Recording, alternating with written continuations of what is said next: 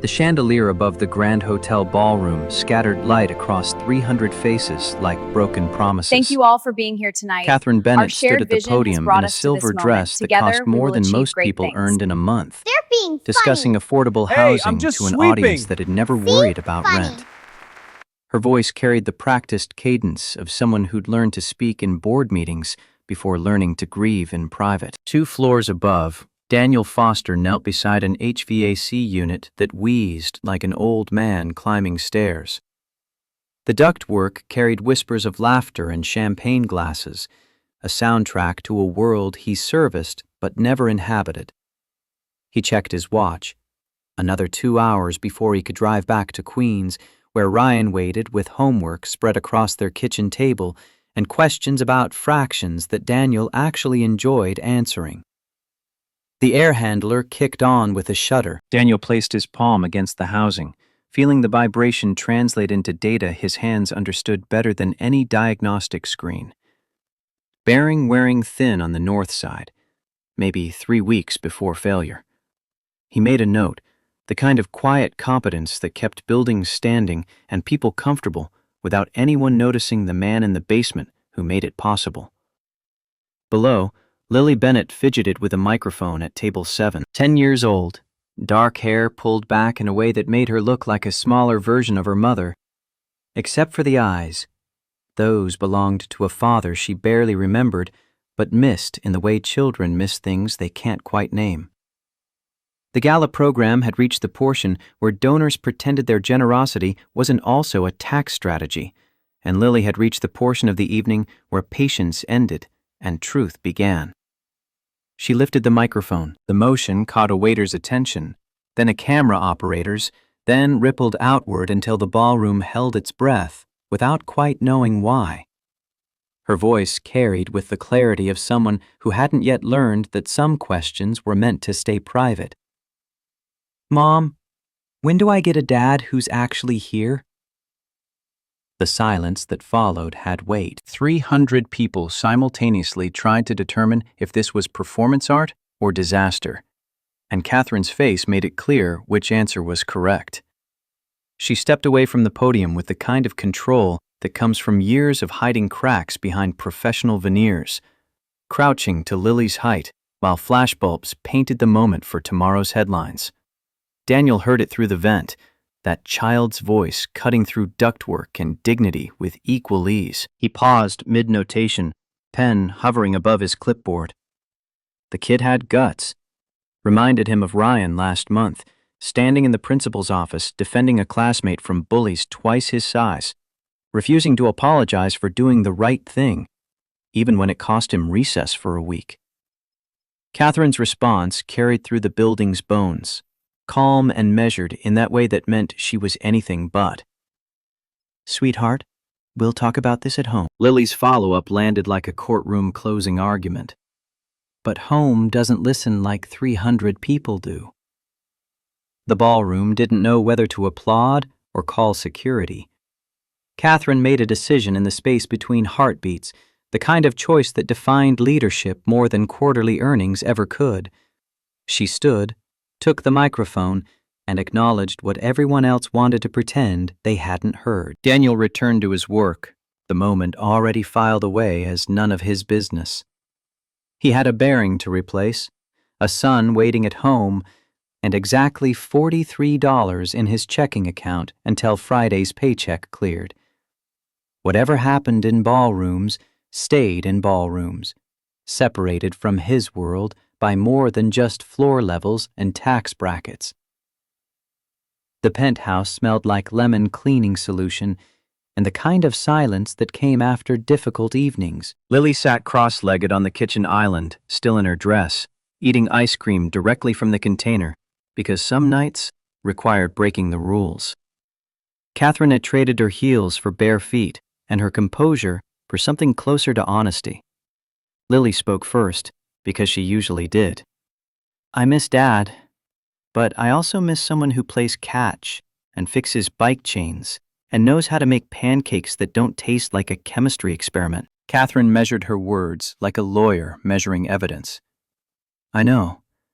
I've been focusing on the company, making sure we're secure, making sure you have everything you need. I don't need everything. I need someone. The truth of it sat between them like a third person at the table.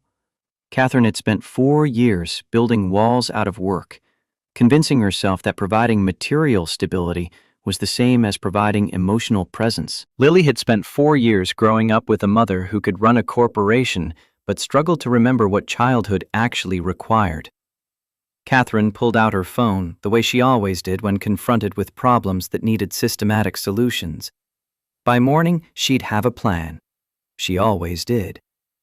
The plan arrived in Sarah Mitchell's office at 7 a.m., fully formed and slightly manic. Sarah, who'd been Catherine's COO for 6 years and her friend for longer, took one look at the document and reached for stronger coffee. The proposal outlined a 4-month timeline with 5 pre-vetted candidates, each connected to Bennett Corporation's professional network in ways that provided natural proximity without the artificial pressure of arranged dating. Thomas Crawford, 42, taught mock trial at a public school on Saturdays despite running one of the city's most successful land use law practices. Dr. Robert Hayes specialized in pediatric cardiology and was advising a wellness center that wanted a partner on Bennett's Riverside project. Blake Sullivan made money do backflips for charitable foundations and had the kind of charm that made investors write checks before realizing they'd been persuaded. Nathan Cooper designed buildings that remembered their neighborhoods instead of erasing them. And Gabriel Bennett, a distant cousin by marriage, ran hotels like Orchestras while offering long-term housing for Bennett's Veterans Initiative. Sarah set down the brief. These are all accomplished men. Any of them would look good on paper and better in photos. But you're not hiring a consultant. You're looking for a father for Lily. Which is why Lily gets input. Dr. Anderson agrees. She needs a voice in this. And you need what? Control? Structure? A way to make grief look like project management? Catherine's silence was its own answer. She'd built Bennett Corporation from her late husband's small firm into an empire that employed 400 people and housed thousands. She understood timelines, deliverables, measurable outcomes. Love had proven messier, its loss even more so. And the idea of approaching it without a framework felt like stepping off a ledge without checking the drop. Sarah leaned back. 4 months, 5 candidates. And then what happens when none of them make Lily feel the way she felt when her dad was alive? You can't engineer a family the way you engineer a building. No, but I can make sure we don't settle for the first person who seems nice. Lily deserves someone who sees her, really sees her, not just the CEO's daughter with a trust fund and connections. Across the city, in a walk-up where the radiator clanked like a prisoner demanding release, Daniel sat at a kitchen table covered in bills that refused to resolve themselves through force of will alone. $8,400 in medical debt from Ryan's broken arm last year. The kind of injury that happened when 8-year-olds climbed things they shouldn't and physics remembered to work. The hospital had been understanding, which meant they'd agreed to a payment plan that would take 3 years to clear if he never missed a month and nothing else went wrong. His maintenance salary at Bennett Corporation covered rent, groceries, budgeted down to the dollar, and Ryan's after-school program. The freelance CAD work he picked up on nights and weekends added another $200 weekly, the difference between making ends meet and watching them drift further apart. He'd been an engineer once, the kind who could read a blueprint the way other people read newspapers, and see problems 3 months before they became crises. That was before Scott Williams, his partner at Miller & Partners, had cut corners on a structural certification and blamed Daniel when the building inspector caught it. Before the lawsuit that cleared Daniel legally, but destroyed him professionally. Before he learned that being right and being employable weren't always compatible. Ryan appeared in the doorway, 8 years old and already learning to read his father's silences. "Dad, you okay?" Daniel shuffled the bills into a drawer, muscle memory from months of shielding his son from math that didn't add up. Just work stuff, buddy. You finished that homework? Fractions. They're like cutting pizza, right? The bottom number is how many slices, the top number is how many you get? That's exactly right. See? You're already smarter than half the engineers I used to work with. Ryan climbed into the chair across from him, the seriousness of his expression belonging to someone twice his age. The kids at school asked if we're poor. Daniel felt something tighten in his chest, the particular hurt that came from knowing your child carried burdens they shouldn't have to understand yet. We're not poor, Ryan. We're careful. There's a difference. We have a home, we have food, we have each other. Some people have a lot more money and a lot less of what matters. Like Lily Bennett? The name caught Daniel off guard. Who's Lily Bennett? Girl at school. Her mom owns buildings. She has a driver and fancy stuff, but she told me she'd trade it all for her dad to come back. He died when she was 6. Daniel pulled his son close, feeling the weight of single parenthood press against his shoulders like physical force. Then she understands something a lot of adults don't. Money can't buy back the people we lose. It just buys different kinds of empty. Later, after Ryan fell asleep with his nightlight casting shadows of stars across the ceiling, Daniel returned to the laptop and the freelance work that kept them afloat. He was designing a load-bearing solution for a warehouse conversion in Queens, the kind of problem he could solve in his sleep, the kind of work that reminded him he'd been good at this once. Before the betrayal. Before the choice between his integrity and his career turned out not to be a choice at all. The construction site at Block 25 wore winter like a challenge. Scaffolding climbed toward a sky the color of old metal, and the skeleton of what would become mixed-use housing stood exposed to elements that didn't care about timelines or budgets. Catherine arrived with Lily and Nathan Cooper, the architect who designed the building to include corner stores where families could buy groceries without crossing major intersections. Because good design remembered that not everyone had cars or time to travel for necessities.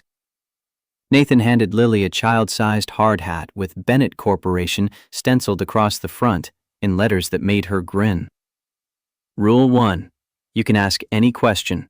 Bad questions don't exist on job sites. Willie strapped the chin band with the seriousness of someone accepting an oath. Okay, why are pigeons always invited to construction? Nathan crouched to her level, his expression matching her gravity.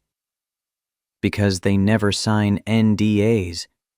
Can't trust a bird with secrets.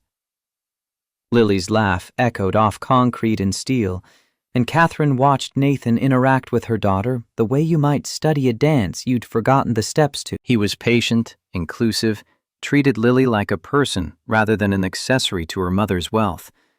The kind of man who might check boxes on a list designed to measure suitability. They walked the perimeter while Nathan explained load paths in terms that made architecture sound like storytelling. This column is bone, the facade is skin, the HVAC system is breathing. Lily touched a steel beam with reverence usually reserved for museum exhibits. So, this is alive? In a way, buildings remember what we put into them. You can feel it years later, whether they were built with care or just speed. They approached the freight elevator, and a superintendent waved while frowning at a control panel that beeped protest. The man was thick-shouldered and gray at the temples, the kind of supervisor who'd earned authority through decades rather than degrees. She's been temperamental all week. Maintenance scheduled for Monday, but she'll get you topside. 10 minutes, maybe. Catherine hesitated, some instinct suggesting stairs might be wiser. Nathan read her pause. Top deck has the best view. Worth it, if you're sure? The superintendent pried the gate open, listening to machinery the way mechanics listen to engines. You'll be fine. Just take it slow. They stepped into the cage. The elevator lurched upward with a groan that sounded almost biological, then stopped with a shudder that turned Catherine's stomach. The lights flickered once, twice, died. returned half strength. The car settled into stillness between floors 3 and 4, like a pause mid-sentence, leaving them suspended in metal and growing darkness.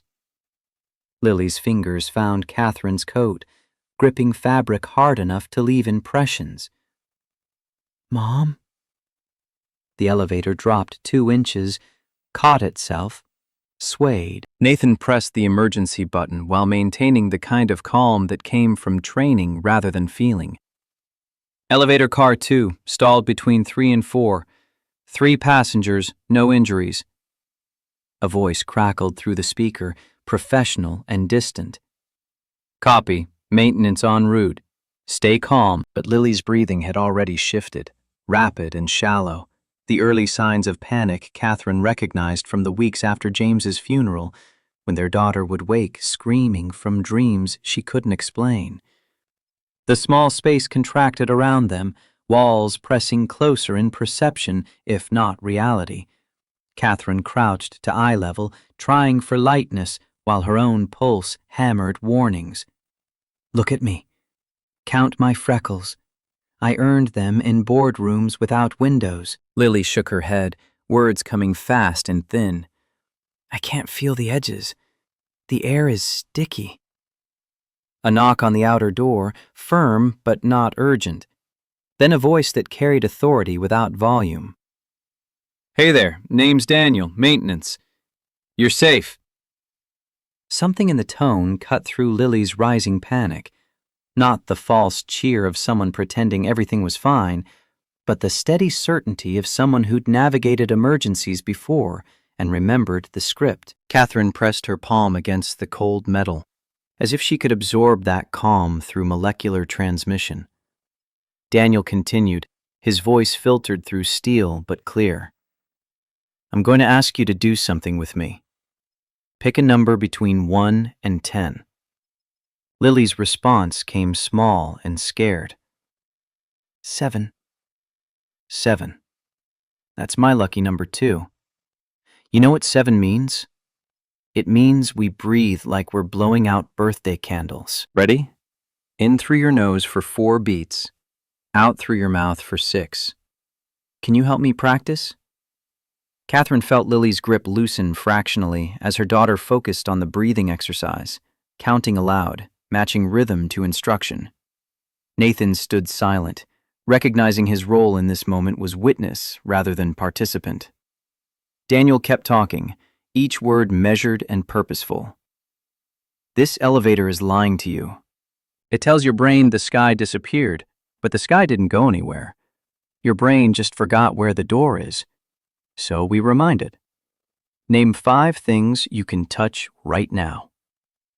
Lily's voice grew steadier as she focused. "Metal wall, my hard hat, Mom's sleeve, my own hand, Mr. Nathan's elbow." "Perfect. Now 4 things you hear. The humming sound, your voice, Mom's heartbeat, it's really fast." Through the door, Daniel's response carried a smile. "We don't judge heartbeats around here." "And the 4th thing? My own breath. It's slower now." Outside, Daniel worked the crowbar with the practiced efficiency of someone who understood leverage and patience in equal measure. He'd been in elevators that stuck before, back when engineering was his job title instead of his secret, and he knew the mathematics of rescue. Careful progression beat desperate speed every time. The metal groaned under persuasion, yielding inch by grudging inch. His voice never stopped, threading through the work like rope through pulleys. "I'm opening the door now. You won't fall. Elevators are stubborn, not cruel. We take it slow, because slow is smart." Light cut across the elevator floor, a stripe of hope widening with each minute of effort. Daniel appeared in the gap, tool belt hanging from his waist, work shirt dark with exertion, eyes that carried the kind of calm usually associated with people who'd survived worse and remembered the lessons. He didn't reach in immediately, didn't grab. just extended his hand and let Lily choose the contact. She reached. He anchored her weight with the kind of strength that didn't require acknowledgement, lifting her through the opening and onto solid hallway floor with movements economical enough to seem effortless. Lily didn't step back once her feet found purchase. Instead, she looked up at him with an expression Catherine couldn't quite parse, gratitude mixed with something closer to recognition. Lily's first words carried the solemnity of someone delivering a verdict. "You used a nice voice." Daniel's response came with a half smile that suggested he saved his full one for special occasions. "I keep the mean voice for broken vacuum cleaners. It's less effective on people." Nathan climbed out next, then Catherine, whose relief manifested as a tight grip on professional composure, even as her legs remembered they'd been standing on uncertain ground. Daniel accepted the superintendent's apology and launched into technical explanation. Relay failure, offline until component swap, standard protocol. But Catherine caught the way his language shifted. He spoke like someone who understood systems from the inside out, who could translate machinery into meaning without consulting manuals. Lily studied his tool belt with the intensity of someone cataloging important details. "Do you fix everything?" "I try not to make it worse. That's half the job right there." The superintendent bustled over with assurances and offers to comp dry cleaning, but Catherine's attention stayed on Daniel, on the way he'd led them through crisis using nothing but voice and competence, no title required. She'd seen Thomas negotiate million-dollar deals, watched Blake make markets bend to his will, observed Nathan transform blueprints into neighborhoods, but this man in coveralls had done something none of them could. He'd made Lily feel safe when the ground beneath them had disappeared. Daniel knelt to check the tool cart he'd left in the hallway, and Catherine found herself asking before thinking it through, "Were you on your way to us when this happened?" He looked up, and for a moment she saw past the maintenance uniform to something that didn't quite fit the role. "Headed to the roof. Heater's making dramatic gestures in February. It's a whole thing." The comment landed somewhere between technical jargon and poetry, delivered with the timing of someone who understood language the way he understood elevators. Lily whispered to Catherine, her voice carrying just far enough, "Is he on the list?" Catherine kept her expression neutral, even as she felt something shift in her carefully constructed plan. "The list is for scheduled meetings. He just saved us in real life." Lily's response held the kind of wisdom that came from watching adults complicate simple truths. Sometimes, real life is the meeting. Monday morning arrived with a reliability of debt, and the Bennett Corporation headquarters lobby gleamed with the kind of cleanliness that required Daniel's presence at 5 a.m. He knelt beside a baseboard panel, tightening screws that had worked themselves loose through seasons of expansion and contraction, making mental notes about which sections would need replacement come spring. The building settled around him with familiar sounds, elevator cables humming their vertical routes, HVAC breathing life into empty floors, the electrical system clicking through its morning routine. Catherine and Lily entered through the main doors, and Lily spotted him before her mother's stride could carry them past. "It's the 7 guy!" Daniel stood, wiping grease from his hands with a rag that had seen cleaner days. "Morning. Just making stuck things move again." Lily approached without the hesitation adults learned through years of respecting invisible barriers. "We're going to Mom's office. Want to come?" The suggestion landed with the gentle absurdity of childhood logic that hadn't yet internalized corporate hierarchy. Daniel caught Catherine's eye, and something passed between them. Not quite humor, not quite discomfort, but an acknowledgement that Lily had just said something true that also couldn't happen. "I don't think they let maintenance crash CEO meetings." Lily's response carried conviction. "Maybe they should." Catherine filed the moment away as they continued to the elevator, but not before Daniel caught the faint curve at the corner of her mouth. the kind of almost smile that suggested Lily's comment had landed somewhere it wasn't supposed to. The executive meeting felt like dying by committee. Michael, the project manager, spread blueprints across the glass conference table with the resignation of someone delivering bad news he'd already delivered twice. Westfield is 3 weeks behind schedule. The engineering firm can't reroute the substructure supports without full redesign. The structural engineer on speakerphone added his own chorus of impossibility. We're talking $600,000, minimum 3 months. That's if we start today and nothing else goes wrong. Catherine felt the walls of carefully managed timelines collapse inward. Westfield represented housing for 120 families, the centerpiece of next year's portfolio, leverage for 2 philanthropic partnerships that depended on Bennett Corporation's reputation for delivering impossible projects on time. Losing Westfield meant more than quarterly setbacks. It meant people staying in overcrowded apartments, children sharing rooms who shouldn't have to, families pushed further from jobs and schools by rental markets that didn't care about their stories. A knock interrupted her spiraling calculations. Daniel entered carrying an envelope, his work boots tracking evidence of basement excursions across carpet designed for different kinds of feet. Mailroom sent this up. Looks important. He placed it on her desk, but his eyes snagged on the blueprints spread across the conference table like evidence at a crime scene. The pause lasted maybe 3 seconds, long enough for his gaze to track load paths and identify problems the engineers had spent weeks failing to solve.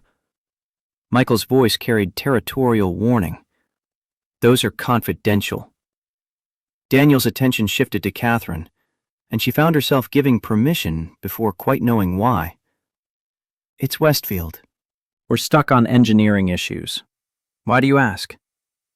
Daniel stepped closer to the table, his finger tracing the northern column grid with the precision of someone reading a language others had forgotten. Load transfer bottleneck right here. If you swap to staggered micropiles with a stepped footing, you can carry the same load without relocating utilities. Cuts installation time by about 2/3. The room achieved the particular silence that follows unexpected competence. Michael blinked twice, recalculating assumptions. That's actually not bad. Catherine leaned forward, some instinct recognizing this wasn't lucky guessing. What did you do before maintenance work? Daniel straightened, and something in his posture suggested this was a story he'd learned to tell without emotion. Project manager, civil engineering. Before a bad lawsuit and a worse friend taught me about humility, the structural engineer's voice crackled through the speaker. Who is this? Daniel Foster. I mop floors and fix elevators now, but the math still works. The engineer's skepticism gave way to professional curiosity. The micropile approach could actually solve this. We'd need calculations to confirm, but the concept is sound. Catherine made a decision that felt like stepping off the carefully marked path her 4-month plan had outlined. Can you run those calculations? Daniel shrugged, the gesture carrying neither false modesty nor inappropriate pride. Professional itch. Consider it my way of making sure good projects don't die of paperwork. No charge. That evening at 9:17 p.m., Catherine's inbox pinged with an email from an address that had never appeared in her corporate correspondence before. The subject line read, Westfield Load Transfer, Preliminary, and the attached PDF opened to reveal diagrams that belonged in presentations from firms charging 5 figures for consultation. Clean, precise, annotated with field notes that suggested experience beyond theoretical knowledge. At the bottom, a single line. Catherine, no guarantees, but this is the path I'd bet my own roof on. Daniel. She sat at her kitchen counter reading the document while Lily slept upstairs and the city performed its nightly transformation from business to life. The work was exceptional, the kind of solution that made complex problems look obvious in retrospect. But what caught her attention was the note itself, the casual confidence of someone willing to stake personal property on professional judgment. 2 days later, the City Review Board approved the modified plan without revision. Westfield jolted back into motion, deadlines shifting from impossible to merely ambitious.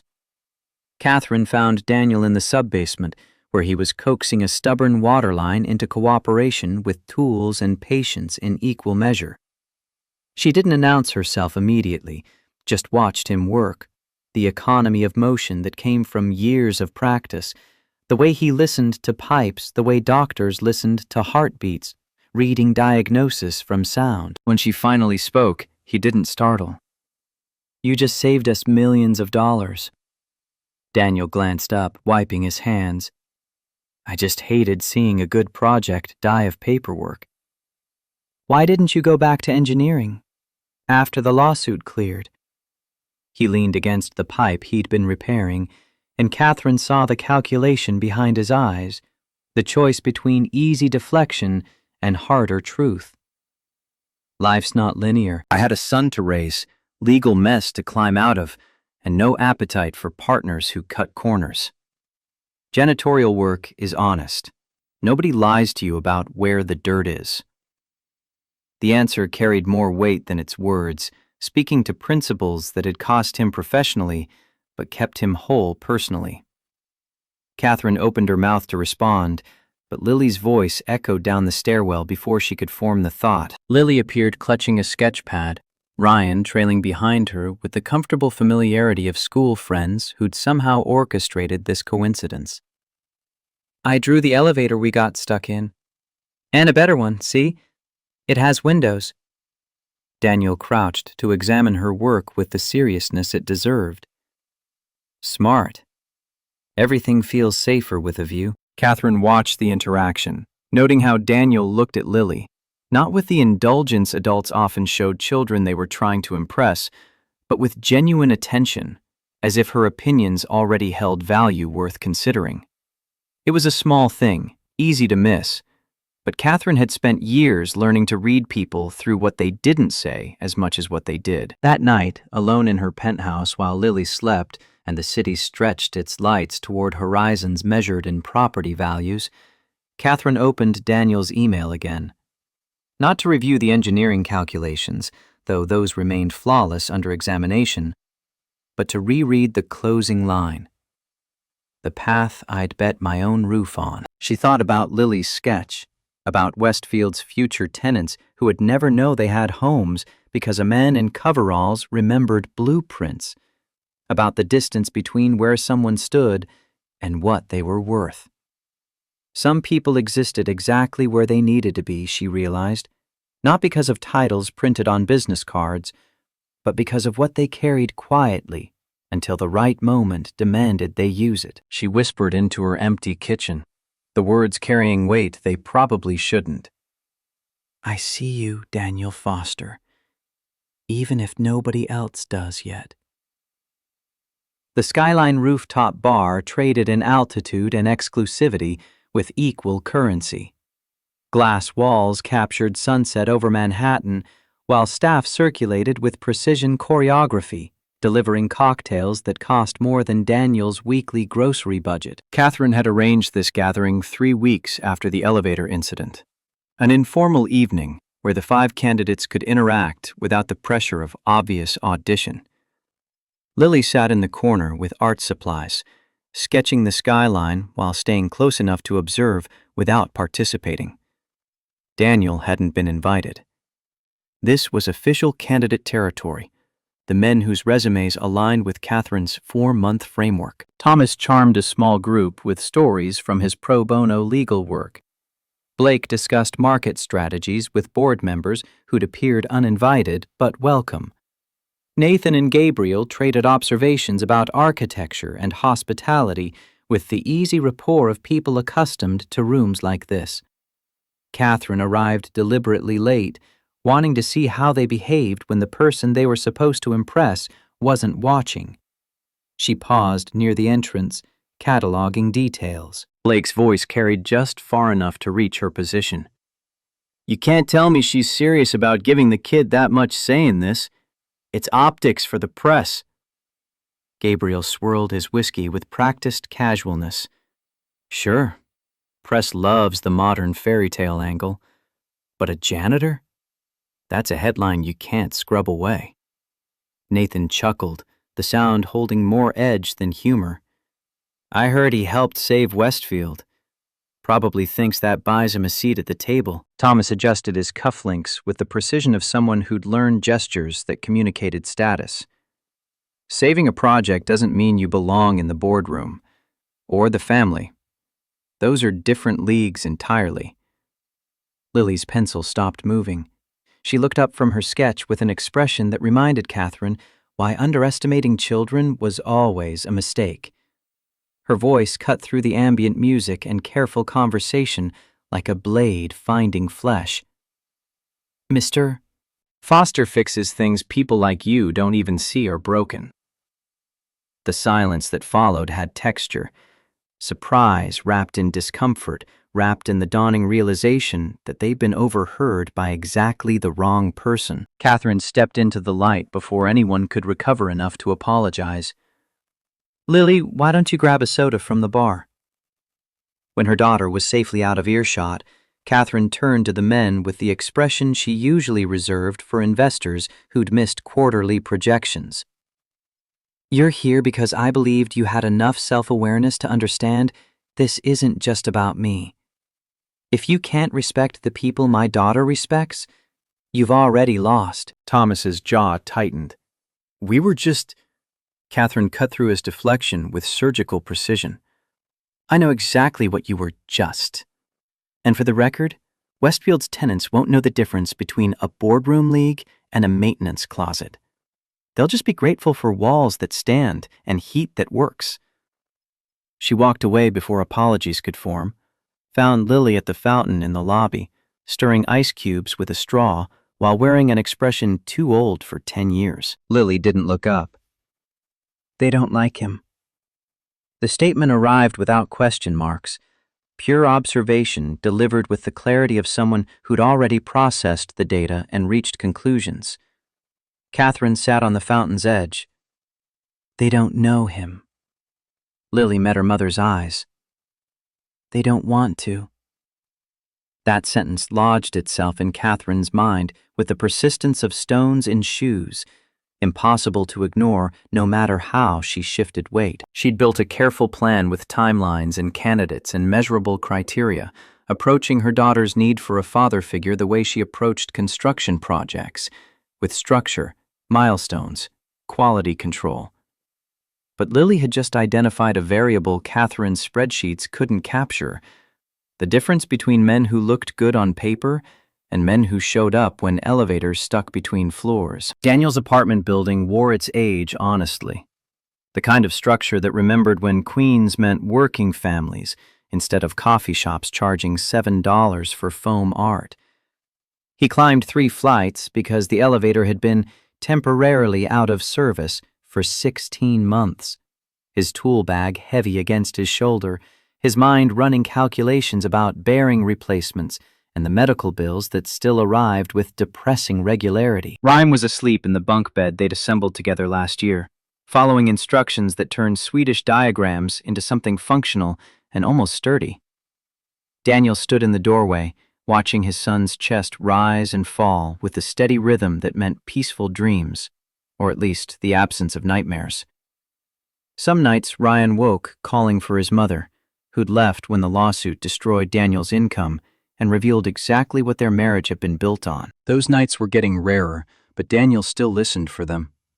The kitchen table held the familiar archaeology of financial struggle: bills sorted by urgency, a grocery list calculated down to the dollar, the payment plan for Ryan's broken arm that would take 36 more months to clear if nothing else went wrong. Daniel opened his laptop to the freelance CAD work that kept them fed, designing support structures for buildings he'd never see completed, solving problems for people who'd never know his name.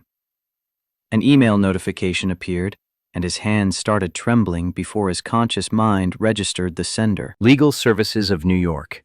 Routine correspondence regarding the Miller and Partners lawsuit that had ended 3 years ago but still generated paperwork like aftershocks following earthquakes.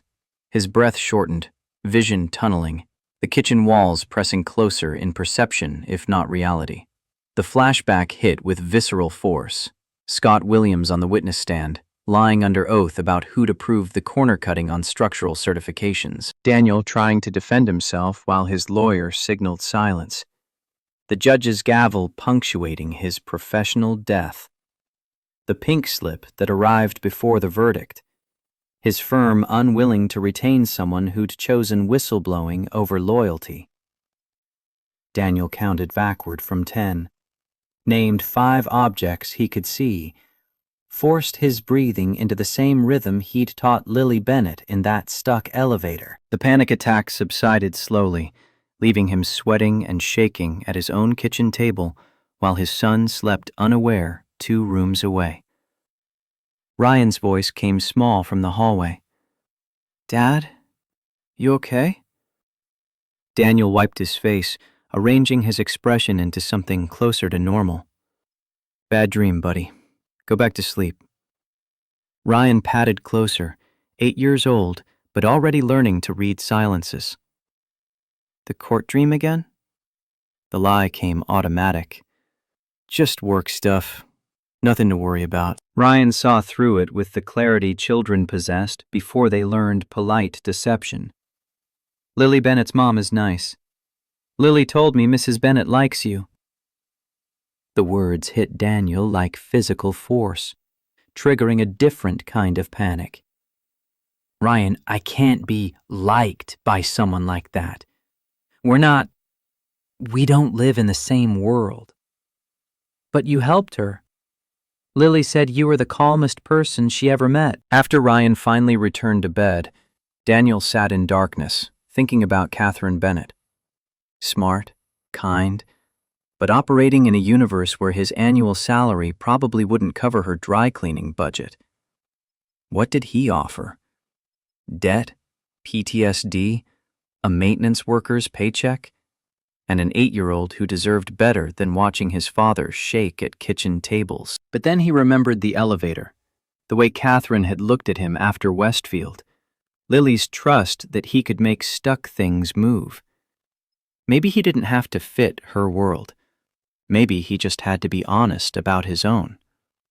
He pulled out a notebook, drew a line down the center, wrote reasons to stay away on one side and reasons to try on the other. The first column filled quickly. Money, status, trauma, risk to Ryan, PTSD episodes, medical debt, the chasm between their lives. The second column took longer, just 3 entries that somehow weighed heavier. She sees me. Lily trusts me. I haven't felt this alive in 5 years.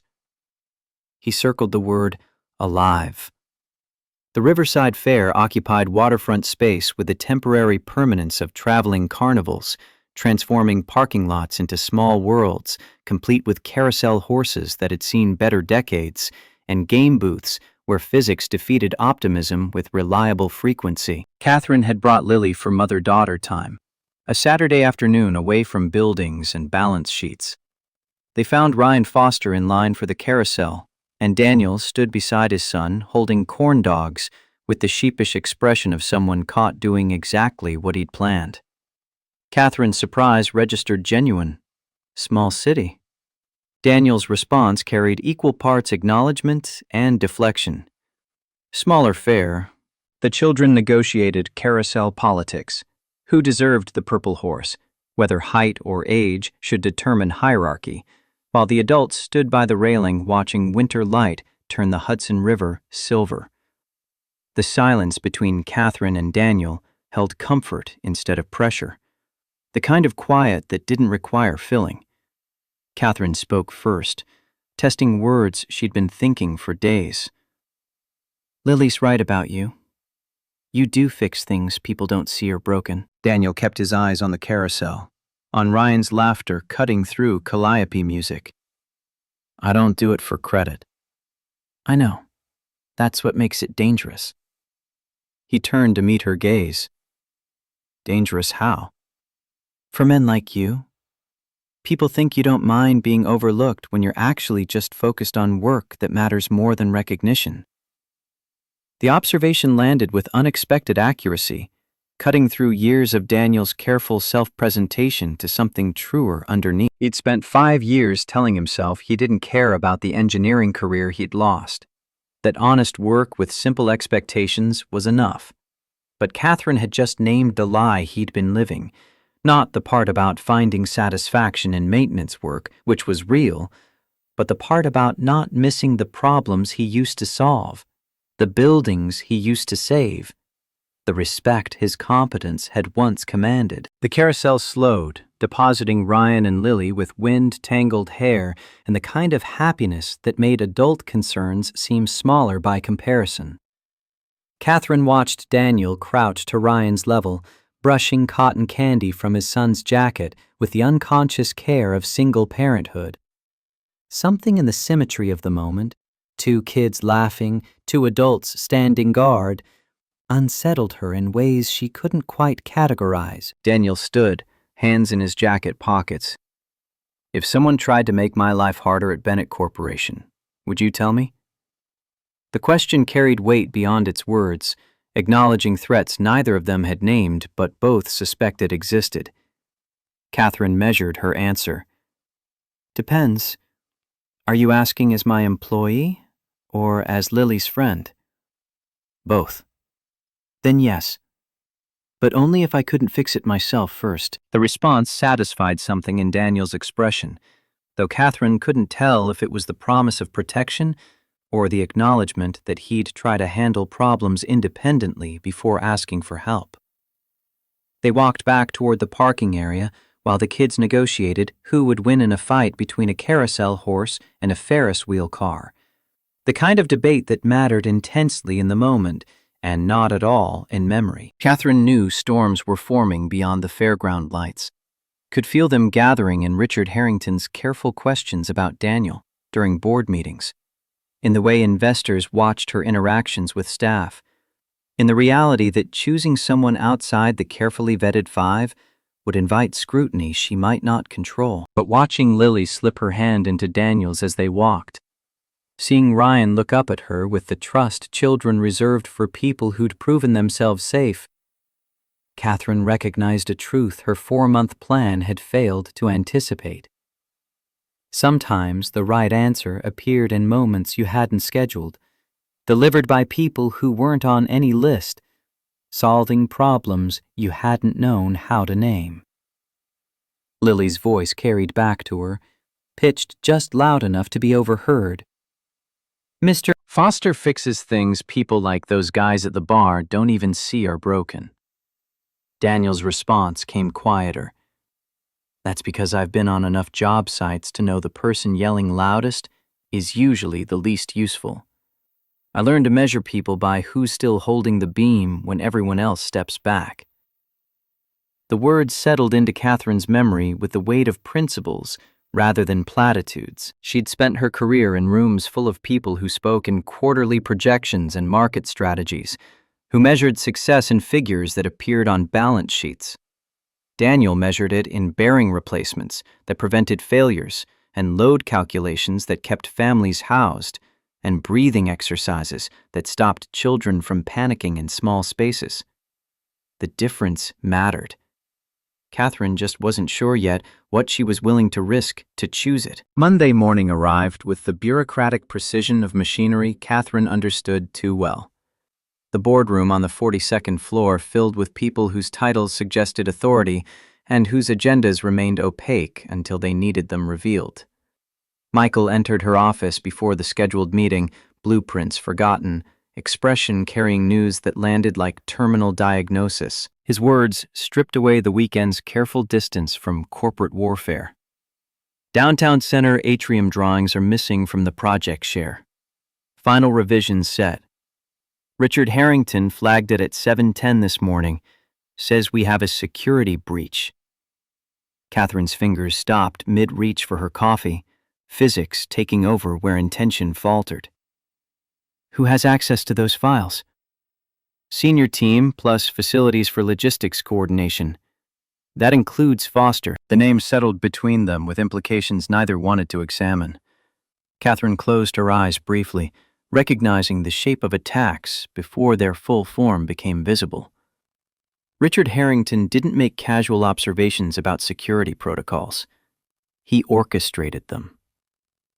The conference room smelled like expensive cologne and institutional anxiety. IT director hunched over a laptop glowing blue with logs that documented digital movement in timestamps exact enough to convict. HR sat with legal pads that would transform human complexity into policy violations. Richard occupied the far end in a suit that announced its cost through subtlety rather than flash, hands spread in theatrical concern that fooled exactly nobody who'd spent time reading investor plays. His opening carried the false sympathy of someone performing care. Unfortunate situation, but we need swift action. Those drawings are proprietary. Any leak jeopardizes the capital stack for a $200 million project. IT projected access logs across the screen, where everyone could perform their own calculations. The data told its story in digital absolutes. 6:41 p.m. Friday. Document labeled Atrium Rev Final. Moved to local folder on removable drive. User credential R. Harrington. 6:43 p.m. Same credential, moved it back to network share. 6:48 p.m. Different credential D. Foster accessed the shared emergency directory. Richard's delivery achieved the perfect balance between reluctance and necessity. There you have it. Maintenance supervisor browsing a folder that has nothing to do with his responsibilities. Night crew badge logs place him on that floor, near the server closet. HR glanced toward Catherine with the expression of people executing protocols they'd rather avoid. We need to suspend Mr. Foster pending investigation. Due process, naturally. Catherine kept her voice level through force of will that felt like physical labor. We don't punish access. We punish intent. Those are different standards. Richard spread his hands wider, magnanimity personified. Intent? He was observed near secured infrastructure. We have a duty to shareholders, to project partners, to facts, which you'll give me time to establish. Pull complete revision history on that file, every touch, every timestamp, every modification, and preserve security footage for Friday evening, 6 to 7 p.m. Richard nodded as if the suggestion had originated with him rather than arrived as demand. Of course. Transparency serves everyone. HR cleared their throat with the delicacy of people navigating minefields. Standard protocol places Mr. Foster on paid leave for 10 business days while we conduct investigation. That gives everyone space to. Fine, 10 days. But I want external forensics review, not just internal IT. If there's manipulation, I'll find it. After the meeting dispersed, Richard lingered near the windows where Manhattan sprawled below like a game board he'd been playing longer than Catherine had been alive. His voice dropped to a conversational register, the tone reserved for moments when witnesses became inconvenient. You understand, this isn't personal.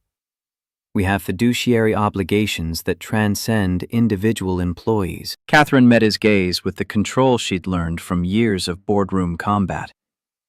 And I have obligations that transcend quarterly returns. We'll let the investigation establish what happened. Then we'll discuss obligations. The facilities office occupied basement space where fluorescent lights hummed their perpetual discomfort and the smell of industrial cleaning solution mixed with machine oil to create an atmosphere of functional honesty. Daniel stood with a suspension notice in his hands, reading the words twice, as if repetition might rearrange their meaning. His supervisor delivered the news with the resignation of someone who'd seen this play before and knew how it ended. Daniel's hands trembled as he folded the paper, muscle memory from courtrooms and false accusations flooding his nervous system with chemicals designed for fighting or fleeing.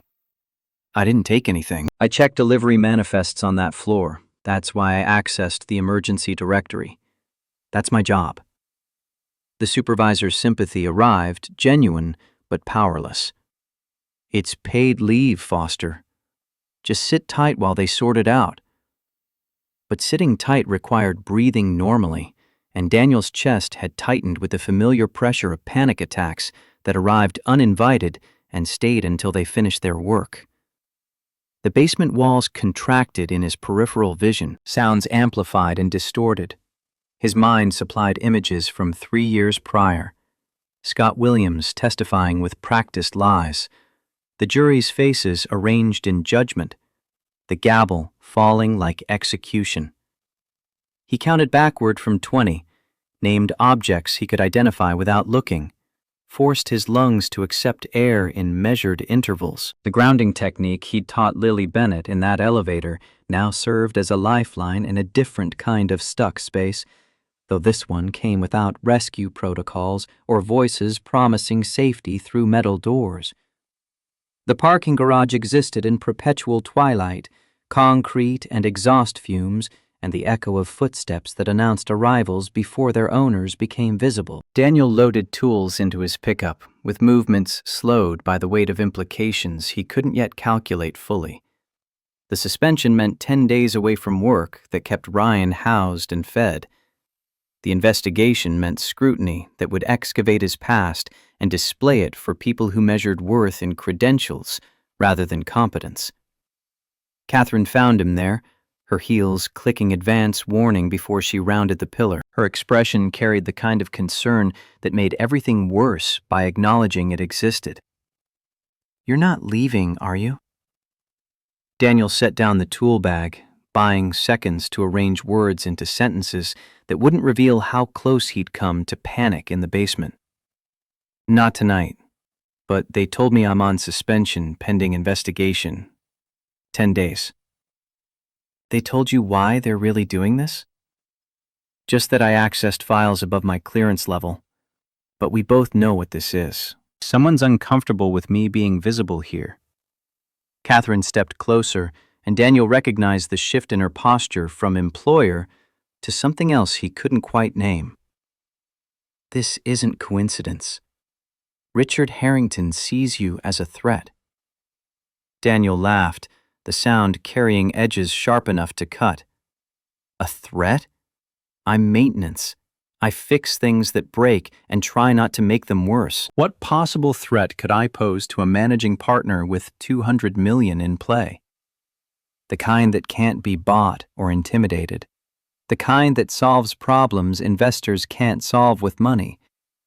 The kind my daughter trusts more than men with graduate degrees and equity stakes." The words landed with implications Daniel couldn't afford to examine while standing in a parking garage with his employment status uncertain and his son waiting at home with homework questions that presumed stable futures. He gripped the truck bed, knuckles white against steel. "Catherine, this is exactly what I was afraid of. Now you have board pressure, investor concerns, and you're defending someone who mops floors because I happen to know some engineering. When does the cost become too high?" Her voice dropped to the register she used for truths instead of negotiations. "I don't know. I'm terrified this will hurt Lily. I'm terrified I'm making the wrong choice. But I'm more terrified of teaching her that powerful people can lie, and we just let them, because fighting back is expensive." First time Daniel had heard her admit fear openly, stripping away the CEO armor to reveal the person underneath who carried burdens nobody photographed for business magazines. He saw the weight she'd been carrying alone, the company James built, the daughter she was raising, the investors who measured her decisions in percentages, while she measured them in lives housed and families sheltered. Lily's voice echoed from the stairwell before Daniel could formulate response, her arrival perfectly timed, or possibly orchestrated, by forces beyond coincidence. She appeared with Ryan beside her, both children wearing the expression of people who just solved mysteries adults were still pretending didn't exist. "Mr. Foster, Mom said you're on vacation? Daniel crouched to her level, arranging his expression into something approximating normal. Something like that, kiddo. Billy studied him with the directness that made adults uncomfortable. Did someone lie about you? The question arrived without preamble or cushioning, delivered with the certainty of someone who'd already performed the calculations and reached conclusions. Daniel felt something crack in his chest. Why would you think that? Because good people get blamed for stuff they didn't do. It's easier than admitting the bad people are bad. Ryan nodded agreement, these 8 and 10-year-olds dispensing wisdom that should have belonged to people 3 times their age. Daniel looked up at Catherine over Lily's head, finding her eyes already on him with expression that suggested she'd just heard the same verdict he had. Days 1 through 3 passed in the particular purgatory of forced inactivity. Catherine hired Cybertrace Security, a firm discreet enough to investigate without alerting the board and expensive enough to find truth regardless of where it hid. Their lead investigator listened to her concerns with the practiced neutrality of someone who'd seen corporate warfare disguised as protocol violations often enough to recognize the patterns. His assessment arrived clinical. If there's digital manipulation, we'll locate it, but forensics takes time. Can't rush the analysis without compromising integrity. Catherine authorized payment from personal accounts rather than corporate budgets, another choice that would raise questions if discovered, but kept investigation results under her control rather than the board's. The investigator promised progress reports every 48 hours and began the work of translating ones and zeros into evidence that might save Daniel's job or reveal Catherine's judgment had been compromised by factors she didn't want examined too closely. Day 4 delivered consequences in the form of Ryan arriving home from school with a black eye swelling shut and blood crusted under his nose. Daniel met him at the door, alarm spiking before his son could explain injuries that spoke their own language about playgrounds transformed into battlefields. Ryan's words came thick through split lip. Kid said you're a gold digger, that you're dating Lily's mom for money. The pain in Daniel's chest had nothing to do with physical injury, and everything to do with watching his son carry burdens created by adult choices and malicious assumptions. He pulled Ryan close, careful of injuries, fury rising hot enough to override the anxiety that had been his constant companion for days. Did you fight back? I told them you're an engineer, not a janitor. They laughed. So I hit Jake Thompson. Daniel should have delivered lecture about violence solving nothing, about using words instead of fists, about being better than people who reduced complex humans to single labels. But looking at his 8-year-old son who'd defended his father's honor with the only tools available to third graders, Daniel felt something darker than parental disappointment. He grabbed his keys, Ryan protesting, "Dad, don't!" The elementary school principal occupied an office designed to communicate authority through furniture selection and wall placement of diplomas earned from institutions that mattered in conversations about educational philosophy. Daniel burst through the door without appointment or warning, his voice carrying volume he hadn't accessed since courtroom defenses fell apart under perjured testimony. His words came fast and sharp. Your students are bullying my son because of what his father does for a living. Because I work maintenance instead of wearing suits, and when he defended himself, you suspended him? The principal stood, hands raised in gestures meant to de-escalate situations where parents crossed lines. Mr. Foster, please calm. Calm? My son has a black eye because I tried to do the right thing, and it cost me my career. Now he's paying the price for my choices, and you want me calm? Ryan's small hand gripped Daniel's arm, his voice cutting through rage with the clarity of children who understood when adults needed saving from themselves. Dad, don't. It makes it worse. Daniel stopped, recognition flooding cold over the heat of his anger. His son had become the adult in this moment, the one maintaining control while Daniel lost it. the one protecting them both from consequences that rage would guarantee. Shame washed through him with physical force. He looked down at Ryan. "I'm sorry, buddy." The principal's voice softened into something closer to understanding. "Mr. Foster, I'll address the bullying, but the fighting still violated school policy. Ryan's suspension stands, but I'll make sure the other children face equal consequences." Daniel drove home in silence, Ryan watching him from the passenger seat with concern that should have belonged to parents worried about children rather than the reverse. Back in their apartment, Daniel pulled his son close. "I shouldn't have lost control like that. You were right, it made things worse." Ryan's response carried forgiveness Daniel didn't deserve. "You were just scared for me. That's what dads do." Day 6 found Daniel drafting a resignation letter at his kitchen table, the words forming despite his intention to resist them. "Dear Mrs. Bennett, effective immediately, I resign my position at Bennett Corporation." The sentence sat incomplete, cursor blinking where reasons should follow. "Because defending me costs you too much. Because my presence creates problems you don't need.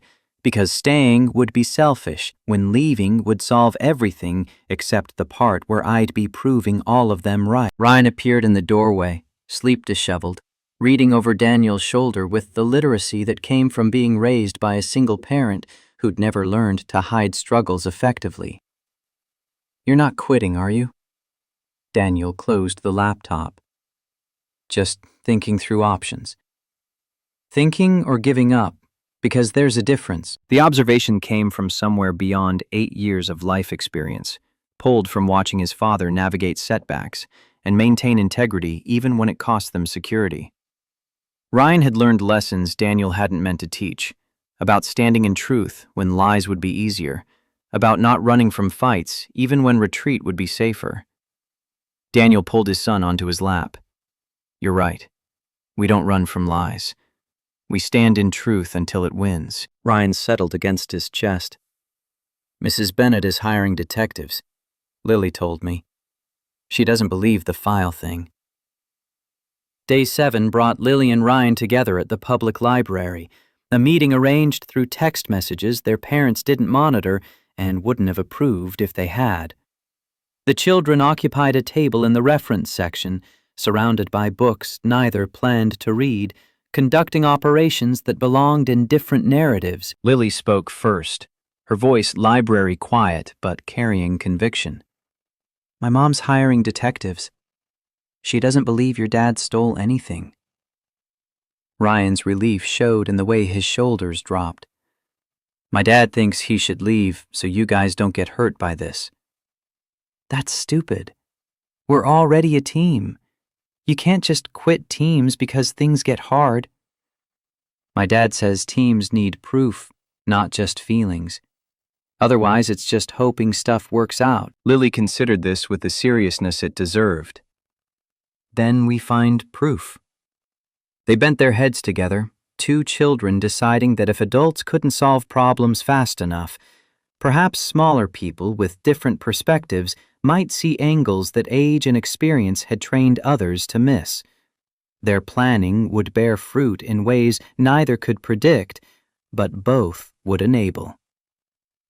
Days 8 and 9 delivered breakthrough disguised as technical specifications. CyberTrace Security's lead investigator called Catherine at home after business hours with findings that transformed suspicion into documentation. His report arrived detailed.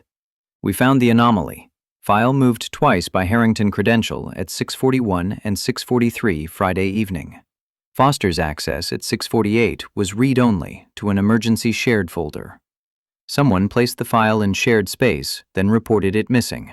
Classic frame-up methodology." Catherine felt vindication and fury compete for dominance. "Can you prove intent?" "We need external corroboration. Camera footage would help, but without views inside the server room, we're limited. Device logs from anyone who might have been monitoring the shared folder would be stronger. Date-stamped, difficult to fake, automatically generated." Catherine authorized camera footage enhancement, knowing the building's security system captured hallways, but not server room interiors. A design choice meant to protect sensitive infrastructure, but now serving to obscure evidence she needed. The footage showed Richard Harrington entering the server corridor at 6:39 with an assistant carrying a laptop, exiting at 6:44. Daniel appeared in the hallway at 6:48, checked something on his tablet, departed. Neither man entered the server room on camera, but only one had the access credentials that matched file movement timestamps. Circumstantial, suggestive, insufficient for the kind of public accusation that would end Richard's influence permanently. Catherine needed something irrefutable, evidence so clear that denial became impossible and damage control became Richard's only option. Catherine's penthouse kitchen island served double duty as homework station and impromptu headquarters for operations she hadn't authorized but couldn't quite bring herself to stop. Lily and Ryan spread their schoolwork across granite countertops, performing the careful dance of children who'd learned that looking busy kept adults from asking too many questions about what they were actually doing. Ryan pulled out Daniel's old tablet, a hand-me-down device Daniel had kept synced to building systems for emergency documentation access, something maintenance supervisors needed but rarely used outside genuine crises. Ryan powered it on to download a game, or so the story would go if Catherine asked. But Lily's sharp eyes caught something neither child had anticipated finding. A notification banner appeared, timestamp from Friday evening. System alert that had logged automatically when Ryan's tablet connected to building Wi-Fi. Bennett_projects shared folder updated by R. Harrington, Friday, 6:42 p.m. Lily's gasp drew Catherine from the living room where she'd been reviewing quarterly projections that mattered considerably less than whatever had just caused her daughter to grip Ryan's arm hard enough to leave marks. Lily's voice carried the triumph of people who just solved equations their teachers hadn't assigned. "Mom, Ryan found something!" Catherine crossed to the island, professional skepticism competing with parental instinct that suggested these children had somehow accomplished what her hired investigators hadn't. Ryan turned the tablet toward her, the notification still glowing with timestamp precision. 6:42 p.m. File, Atrium Rev Final, updated by R. Harrington. The significance hit Catherine with the force of evidence that wouldn't crumble under cross-examination. If Richard had updated the file at 6:42, during the window he claimed it was stolen, and Daniel had accessed the shared folder at 6:48, then Daniel had only seen the file after Richard placed it there. The frame-up acquired shape and detail, transforming from theory into documented fact with automatic timestamps that no one could claim had been fabricated. Catherine reached for her phone, dialing the forensics investigator. "I had external device logs showing Harrington updated the file at 6:42. Automatically generated, date-stamped, from a third-party device that was passively monitoring the shared folder." The investigator's response carried the satisfaction of people whose suspicions had just received confirmation. Combined with our access logs and camera footage, that establishes intent to frame. He manufactured the incident, then reported Foster for accessing the location where he'd placed the evidence. Can I use this? In court, absolutely. In your boardroom, depends how ruthless you're willing to be.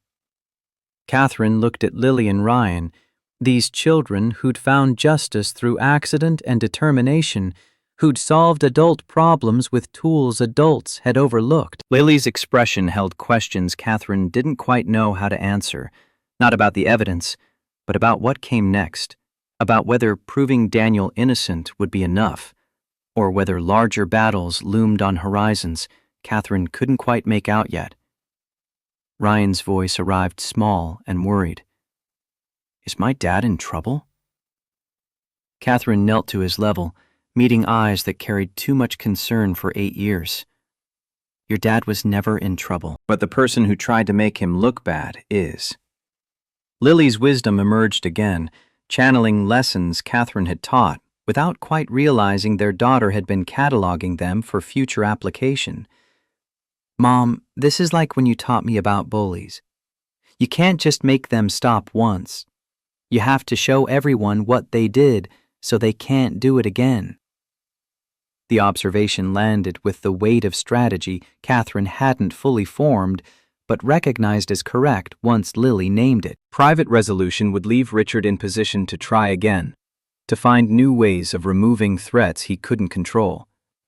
Public accountability required public forum, which meant the annual investor retreat at Riverside, where Richard would be hosting and Catherine would be arriving with evidence that would transform hospitality into confrontation. The Riverside Executive Retreat occupied upstate acreage, where old money gathered annually to discuss portfolios while pretending the weekend represented casual social time rather than calculated networking. The lodge smelled like cedar and carefully maintained tradition. Stone fireplaces large enough to stand in, leather furniture that spoke to masculine comfort and feminine exclusion in equal measure. Richard Harrington's firm sponsored the event, which meant he controlled guest lists, seating arrangements, and the subtle hierarchies that determined whose opinions mattered in unrecorded conversations that shaped policy more than official meetings ever did. Catherine arrived knowing her presence would register as either bravery or stupidity, depending on how the next 48 hours unfolded. She carried evidence in her briefcase, forensics reports, camera footage, Ryan's tablet with its damning notification, and uncertainty about whether deploying it publicly would save Daniel or destroy what remained of her professional relationships with investors who valued stability over justice. Friday evening's social hour filled the lodge's main room with investors performing casualness in expensive sportswear, discussing markets and opportunities with the practiced ease of people who'd learned to make warfare look like friendship. Richard approached Catherine near the bar, his smile carrying warmth that didn't quite reach calculation in his eyes. "Glad you came. We should discuss downtown center next steps, assuming the security concerns have been resolved satisfactorily." Catherine's response arrived cool enough to lower the ambient temperature. "Security concerns are resolved. Very clearly. We'll discuss it tomorrow. Publicly." Richard's expression flickered. Surprise, recalculation, the swift adjustment of people who played long games and recognized when opponents stopped playing defense. He recovered smoothly. "Looking forward to it. Transparency serves everyone's interests." Saturday morning's investor breakfast assembled 40 people in the dining room where large windows framed mountain views and smaller conversations framed futures. Richard presented quarterly portfolio updates with the confidence of someone who controlled the room through invested capital and strategic relationships. He outlined returns, discussed market positioning, gestured toward growth opportunities that would benefit everyone present if they maintained course and avoided unnecessary disruptions. Catherine waded through his presentation, through the polite applause that greeted financial projections, through the transition to questions and discussion that represented her opening. She stood, and the room's attention shifted with the uncertainty of people sensing drama without knowing its source yet. Her voice carried the boardroom authority she'd spent years developing. "Before we move to next quarter projections, I need to address the security incident Richard raised regarding document theft." The room achieved the particular silence of people recognizing entertainment or disaster depending on perspective. Richard's posture straightened, his expression arranging itself into concern that looked rehearsed.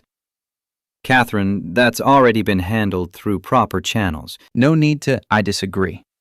Transparency matters, especially regarding false accusations against employees." She retrieved her tablet, connected it to the presentation screen, and methodically displayed the evidence she'd compiled. IT logs showing file movement by R. Harrington Credential at 6:41 and 6:43. Camera footage showing Richard entering the server corridor at 6:39. Ryan's tablet notification confirming Richard updated the file at 6:42 during the window he claimed it was stolen. D. Foster's access at 6:48 to a shared emergency folder, read-only, after Richard had already placed and removed the file. Catherine's narration stripped away ambiguity. Daniel Foster never moved that file. He accessed a shared folder while performing his job, checking delivery manifests. Someone manufactured this incident to justify removing him from the building. Whispers erupted like small fires across the room, investors recalculating relationships and liabilities, while Richard's face hardened into something less performative. His response came measured. That's a serious accusation based on automatically generated timestamps from 3 independent systems, access logs, security cameras, passive device monitoring. The question isn't whether someone framed Foster. The question is why. Board Chair Patricia shifted in her seat, discomfort visible in posture. Catherine, this is inappropriate venue for personnel. Catherine turned toward her with the expression reserved for people who'd chosen convenience over justice. Richard made it public when he reported the incident to the board and demanded suspension without completed investigation. I'm providing the investigation results. Turns out the security breach came from inside our investor group, not our maintenance staff. Richard stood, abandoning the pretense of cooperative dialogue. You're making this personal. Investors don't appreciate governance compromised by relationships that cloud judgment. The accusation landed in open space, naming what everyone had been thinking but nobody had voiced directly. Catherine felt the room's energy shift, calculations being performed about whether her defense of Daniel represented principled leadership or emotional compromise. She met Richard's challenge directly. What I won't appreciate is investors manipulating company resources to remove employees who inconvenience them. Daniel Foster solved a problem you couldn't solve, Richard. He saved Westfield with expertise you didn't possess. And when he became visible, doing work that mattered, you tried to eliminate him using corporate infrastructure and false accusations. That's not governance. That's abuse of power. The private investigator's supplementary report appeared on screen, the section Catherine had been saving for moments when Richard thought he controlled the narrative. Custody battle documentation. Ex-wife's legal filings. Buyer's depositions describing Richard's pathological need for control, his inability to tolerate independence in others, his pattern of eliminating perceived threats through calculated campaigns. Catherine's voice softened into something more dangerous than anger. You saw Daniel as a threat because he represents something you can't buy or control. Competence that exists without credentials.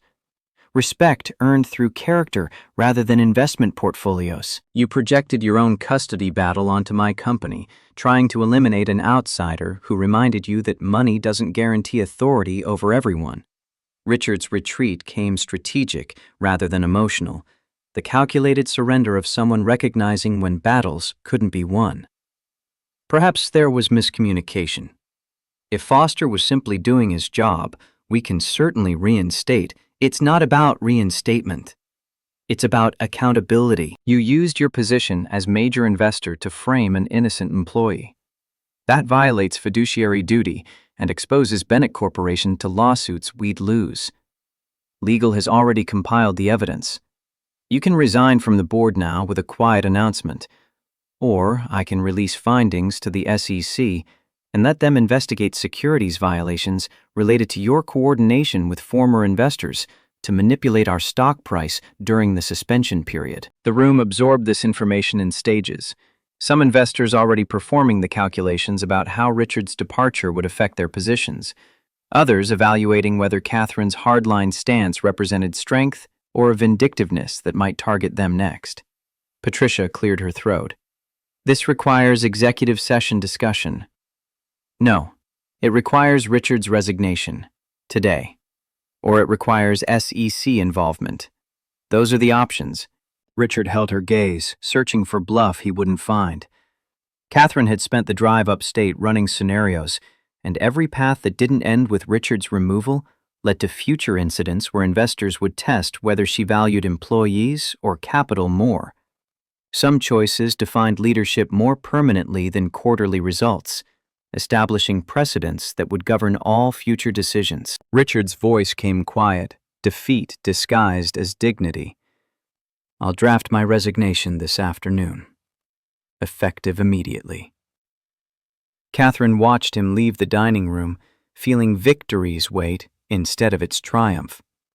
She hadn't wanted to destroy Richard's career, had hoped for acknowledgement and course correction that would allow everyone to move forward with lessons learned but relationships intact. But Richard had forced the choice between protecting Daniel and protecting investor relationships.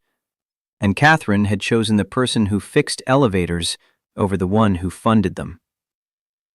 Later, standing on the lodge's deck, while other investors avoided her with the careful distance of people reassessing alliances, Catherine called Daniel. His voice answered wary. "Catherine?" "Richard resigned from the board. The suspension is lifted. You're cleared, with full back pay and formal apology from HR." Silence stretched long enough that Catherine checked her phone to confirm the connection held. When Daniel spoke, his words came thick. "What did you have to give up to make that happen?" Two investors pulled their stakes. "The board wants an emergency meeting Monday to discuss my judgment, and Richard's threatening to take 3 others with him, which would cost us about $180 million in committed capital." "Then maybe I should..." Don't tell me you should step back or disappear or make this easier by removing yourself. You were framed. You were cleared. And I'm not going to pretend that didn't happen just because it's expensive to do the right thing." Daniel's exhale carried through the phone line. "Ryan got suspended from school for fighting.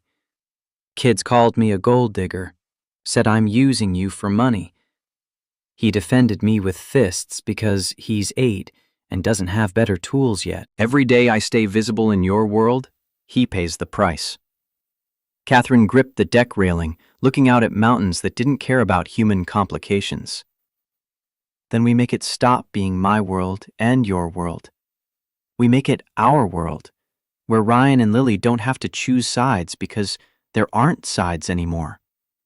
But that's only possible if you don't run." "I'm not running. Not anymore. If you're willing to stand, I'll stand with you, even when it costs something, especially then." Ryan asked me what integrity means. I told him it's doing the right thing when it costs you something. I can't teach him that and then bail the first time it's expensive. The words settled into Catherine's chest like foundation stones, the kind that supported buildings through earthquakes and storms. She'd spent 4 years building walls out of work and grief, convincing herself that providing for Lily meant sacrificing emotional presence for financial security. Daniel had just named the lie. Integrity required showing up when showing up was hard, staying when leaving would be easier, choosing principle over convenience, even when convenience would solve immediate problems. Monday arrived with Daniel back at Bennett Corporation, tool belt restored, and suspension formally ended. Catherine met him at the employee entrance, needing to see his face when she delivered news that felt both like victory and warning. Suspension lifted. Full back pay. HR sending formal apology. Daniel studied her expression, reading underneath the professional update. And the cost? Board meeting this afternoon. They want my plan for managing investor concerns. Richard's already working behind scenes to pull support. Patricia called it either brilliant or suicidal, and I'm not sure she's decided which. Catherine, this is exactly what I was afraid of. You're fighting battles you wouldn't have to fight if I chose differently. If I prioritized investor comfort over employee protection. If I taught Lily that powerful people can lie and we just accept it because fighting back is expensive. They stood in the entrance alcove where morning light cut through glass doors and early shift workers navigated around them with the careful distance of people sensing significance without knowing its details. Daniel looked at her fully, and Catherine saw the fear beneath his composure, the PTSD-fueled anxiety that told him good things didn't last and people in power eventually betrayed you. His voice came rough. I don't want to be the reason you lose what James built. You're not the reason. They are. Richard, the investors who value control over competence, the board members who want me to manage optics instead of doing what's right. You're just the excuse they're using. Lily and Ryan appeared from the building lobby, both children somehow present despite school schedules that should have kept them elsewhere. Lily carried papers that looked suspiciously like the morning's front page, and Ryan held his tablet like evidence at trial. Lily spoke first. The newspaper wrote about what happened at the retreat. They're calling you brave. Catherine took the paper, skimming headlines that transformed private investor meetings into public narrative. Bennett CEO stands by wrongly accused employee despite investor pressure. The article had quotes from anonymous sources, details that suggested someone at Riverside had spoken to press, probably multiple someones with competing agendas about how this story should be told. Ryan looked up at Daniel. Are you coming home tonight? Or do you have to work late? The question carried implications Catherine hadn't quite processed yet. The assumption of coming home, as if living arrangements had shifted without formal discussion, as if Lily and Ryan had already decided what adults were still negotiating. Daniel glanced at Catherine with expression asking permission for something neither of them had defined yet. Catherine found herself nodding. We should probably all have dinner together. Talk about what happens next. The Bennett Tower ballroom had been transformed for an evening that Catherine had planned as controlled revelation, but now felt like public sentencing. 6 weeks had passed since the Riverside confrontation. 6 weeks of investor calls and board negotiations and media speculation about whether the CEO who defended a maintenance worker would survive long enough to see if her principles produced profits or just headlines. Tonight was meant to bring resolution.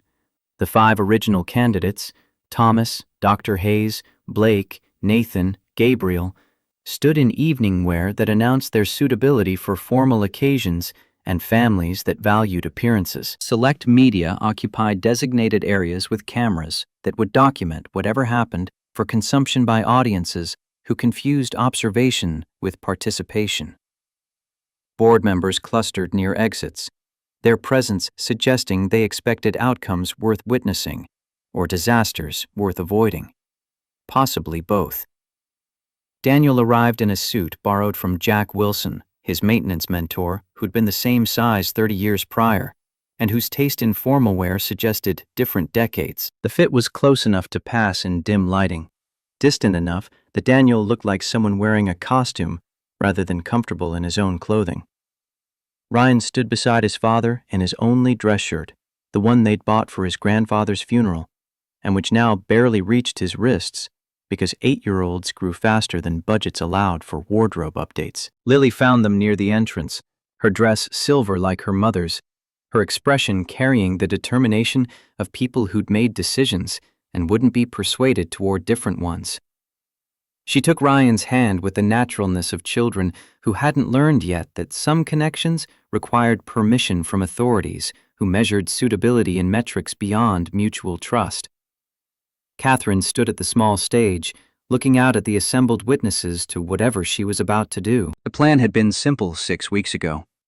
Let Lily share her thoughts on family, provide closure to the selection process, demonstrate that CEO decisions could include emotional intelligence without sacrificing professional judgment. But the plan had been designed for a version of events where Daniel remained invisible, where choosing someone from the approved list would satisfy expectations while proving Catherine could make personal choices without disrupting corporate stability. That version had died at Riverside when she'd chosen protecting Daniel over protecting investor relationships.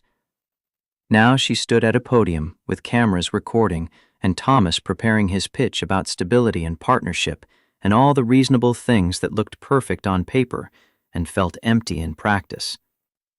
Thomas went first, his voice carrying the practiced charm of courtroom closings.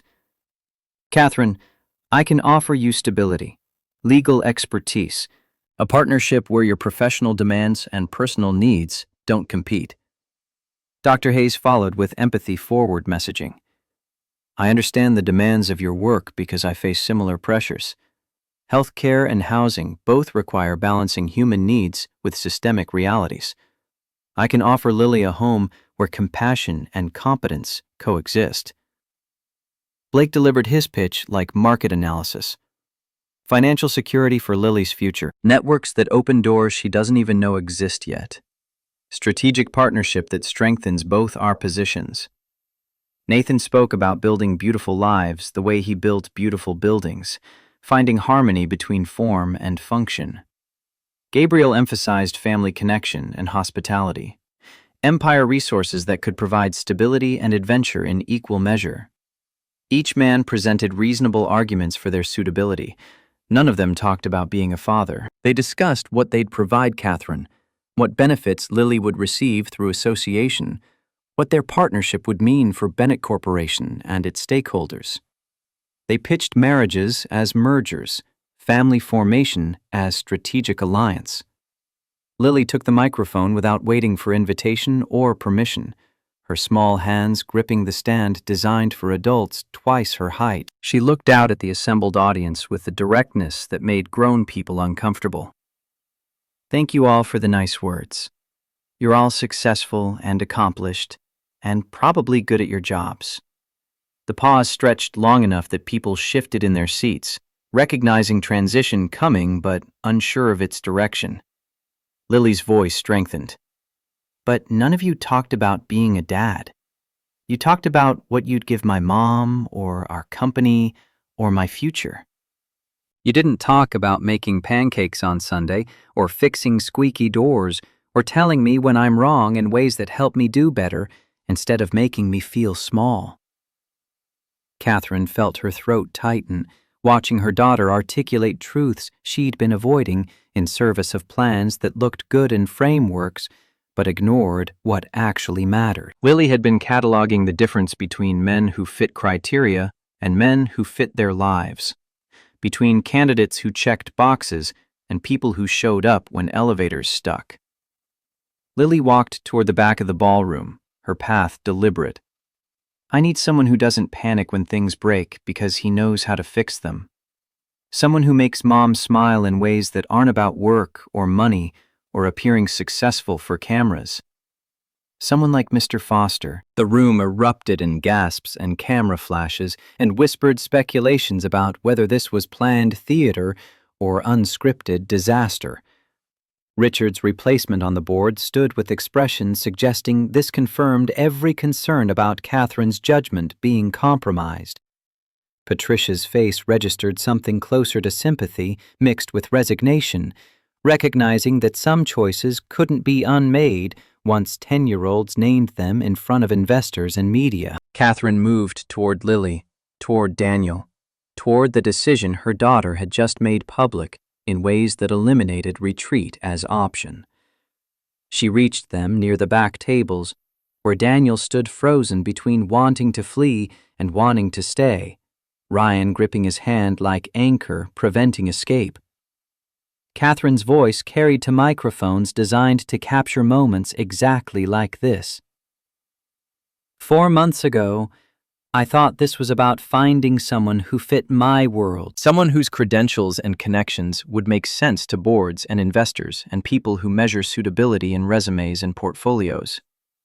She looked at Daniel, meeting eyes that held fear and hope in measures she couldn't quantify. But Lily's right. I've been solving the wrong problem. This isn't about finding someone who fits my world. It's about finding someone who fits our life. And Daniel Foster has done more for my family and my company in 4 months than most could manage in 4 years. He saved projects with expertise investors couldn't buy. He showed my daughter that kindness is strength, and competence doesn't require credentials. He reminded me what it feels like to trust someone completely. The admission hung in air-conditioned to exactly 72 degrees, while 40 investors recalculated valuations and 3 board members composed resignation letters, and Lily and Ryan watched adults navigate consequences of choices children had forced into public view. Daniel found his voice, though it came quieter than Catherine's had. "I know this isn't how you wanted this to happen." Catherine took his hand, feeling calluses from tools and work that kept buildings standing. "I didn't know how I wanted it to happen. I just knew I wanted this. You. Lily and Ryan. Something real, instead of something that looks right in press releases." Patricia approached while cameras documented the moment, her expression carrying the weight of emergency meetings about to be scheduled. "Emergency board session tomorrow morning, Catherine. They'll want your plan for addressing investor concerns and media response." Catherine didn't release Daniel's hand. "Tell them my plan is to keep running the company the way I've always run it, with integrity, even when it's expensive. If that's not acceptable, I'll hear their proposals for alternative leadership. But I won't pretend Daniel doesn't exist to make stock prices comfortable." The immediate aftermath divided cleanly between people who applauded principles regardless of costs and people who calculated costs regardless of principles. One investor approached to confirm his stake withdrawal, citing fiduciary concerns about leadership judgment. Another expressed support for authentic decision-making in industry too focused on appearances. Patricia promised the board meeting would be difficult but survivable, though her definition of survival seemed to include significant concessions Catherine hadn't agreed to yet. Daniel and Ryan left early, avoiding media questions neither wanted to answer, but not before Lily extracted promises about weekend plans that assumed futures the adults hadn't quite confirmed existed. Catherine stood in the emptying ballroom, watching staff clear glasses and fold chairs, transforming the space back into neutral territory that could host different events with different outcomes. Sarah appeared beside her, carrying 2 glasses of wine nobody had ordered. "That was either the bravest thing I've ever seen you do, or the most reckless. I'm honestly not sure which." Catherine accepted the wine. "Neither am I, but it felt less reckless than pretending I could separate who I am from who I choose." Lily saw that before I did. She recognized that all the criteria I'd developed for measuring suitability were measuring the wrong things. "The board's going to fight you on this. Richard's already making calls, pulling investors, building narrative that you've compromised judgment for a relationship that makes the company look unprofessional. Then we'll see whether I built something strong enough to survive being led by someone who prioritizes people over portfolios. If I didn't, maybe it's not worth preserving anyway."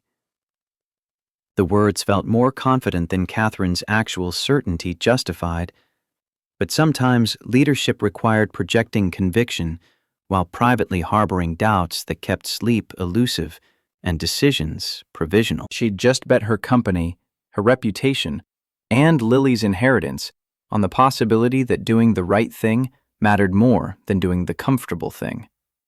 Tomorrow's board meeting would reveal whether that bet had been wisdom or self-destruction dressed in principles that sounded better than they functioned in practice. Tuesday morning's boardroom carried the weight of verdict before trial concluded. 9 board members occupied chairs arranged with geometric precision around polished oak that reflected fluorescent overhead lighting in ways that suggested interrogation more than collaboration. Patricia sat at the head position, her expression neutral in that practiced way corporate veterans learned when preparing to deliver bad news they'd rather avoid but couldn't. Stock charts projected across the wall told their story in red descending lines. 12% drop since the ballroom event 6 days prior. 3 major investors had withdrawn commitments totaling $180 million. 2 board members had submitted resignations, citing irreconcilable differences with current leadership direction. Employee retention metrics showed 15% improvement, but nobody in this room measured success in worker satisfaction when shareholder value declined. Patricia opened without preamble, her voice carrying the efficiency of someone who'd conducted these conversations before and knew how they ended. "Catherine, we need to discuss your relationship with Daniel Foster and its impact on Bennett Corporation's market position and investor confidence." The numbers followed. Stock decline, withdrawn capital, institutional investor concerns expressed through carefully worded letters that questioned whether personal relationships were compromising professional judgment. One board member leaned forward with the urgency of people protecting portfolios. We've spent decades building a brand synonymous with excellence and reliability. Recent events have introduced volatility that threatens that carefully constructed reputation. Another added weight to the argument. Major institutional investors are asking whether Bennett Corporation is a serious company or a vehicle for personal narratives that belong in different contexts. That's a question we can't afford to leave ambiguous.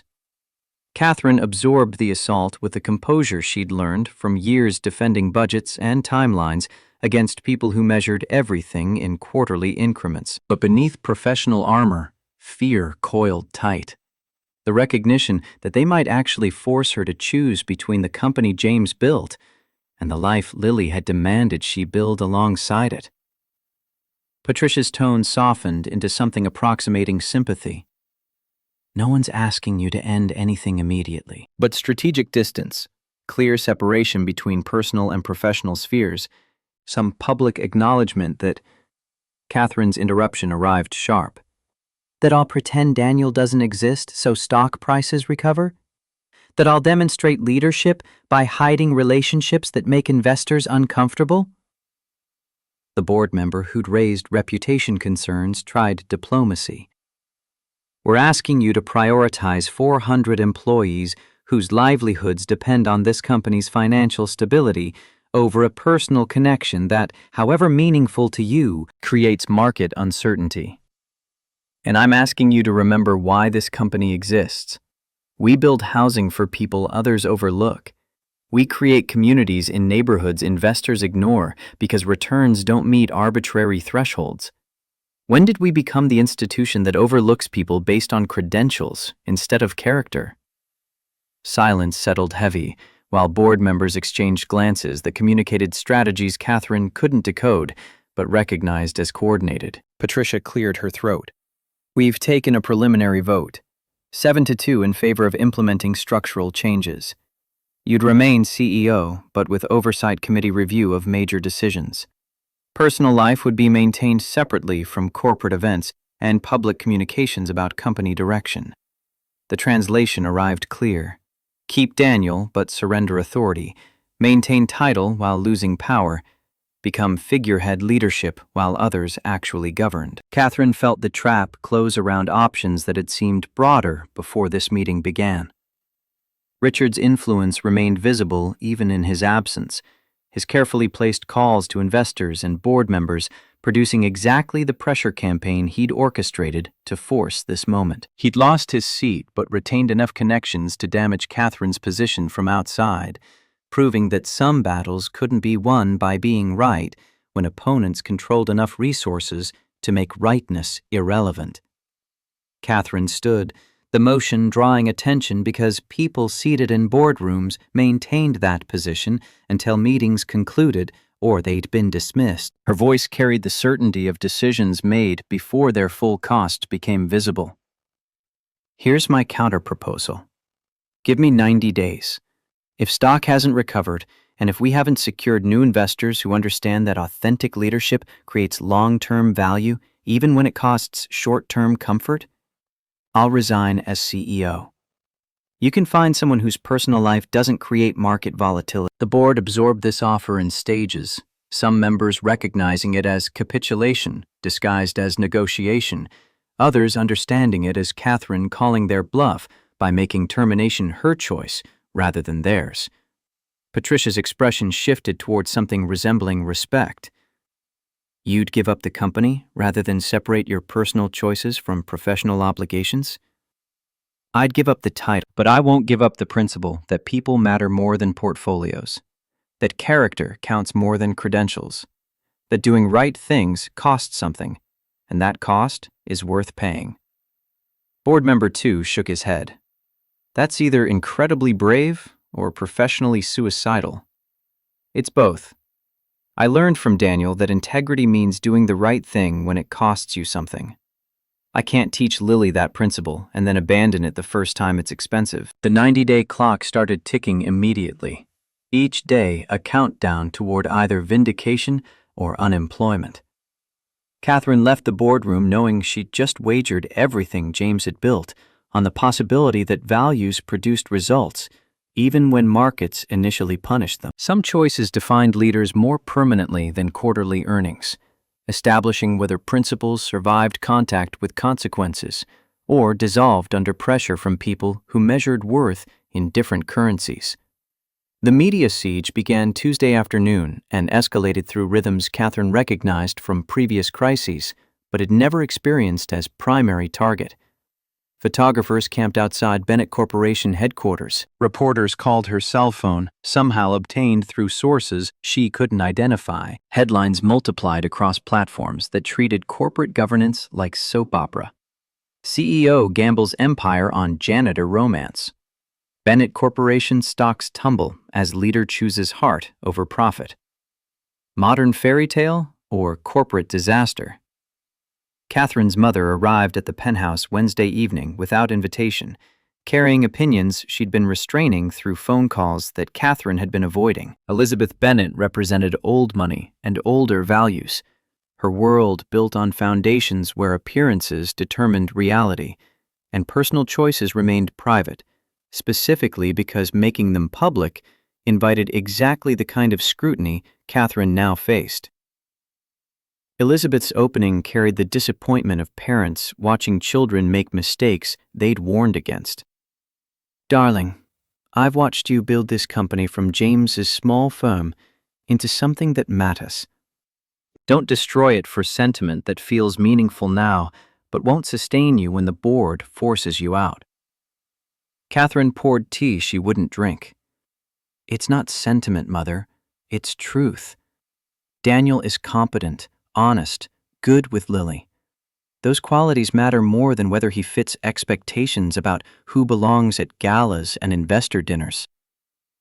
Truth doesn't pay employees when the company fails. It doesn't fund Lily's education when your board removes you for choosing relationships over responsibilities. The argument continued through cycles Catherine had rehearsed mentally, but found harder when confronting actual parent rather than imagined opposition. Elizabeth deployed every weapon available, James's memory invoked as evidence Catherine was betraying his legacy, Lily's future described in scenarios where mother's choices cost daughter her inheritance, corporate duty framed as obligation that transcended personal preference. But Catherine held ground with stubbornness inherited from the same woman currently attacking it. James built this company on the principle that housing people mattered more than maximizing returns. He chose projects others ignored because families needed homes, not because profit margins looked attractive. I'm choosing people over portfolios the same way he did. The only difference is I'm choosing someone who didn't die conveniently before anyone could judge whether the choice was wise. Elizabeth's expression softened fractionally, recognition flickering that her daughter had just named grief neither of them had processed completely. She set down her untouched tea. Then you'd better be prepared to defend him in ways that can't be twisted or dismissed, because they'll come after Daniel next. And if he can't withstand scrutiny, your principles won't matter. The warning proved prescient. Daniel's harassment began Thursday with vandalism subtle enough to deny malicious intent, while clear enough to communicate threat.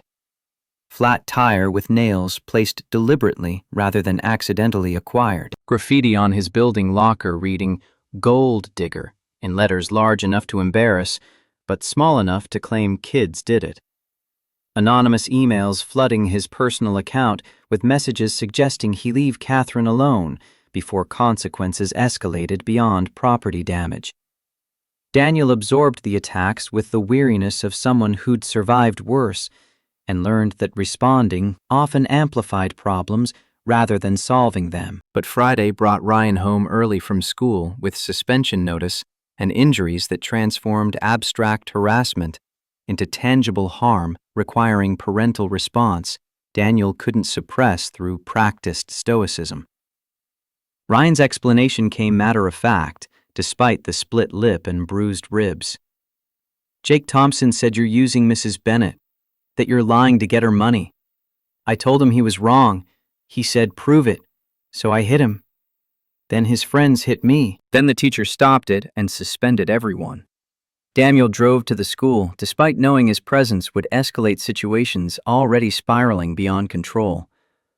The principal's office smelled like institutional carpeting and administrative burden, the furniture arranged to communicate authority, while the diplomas on walls suggested qualification for delivering judgments about children's conflicts. Daniel's voice came measured, despite anger burning beneath surface control.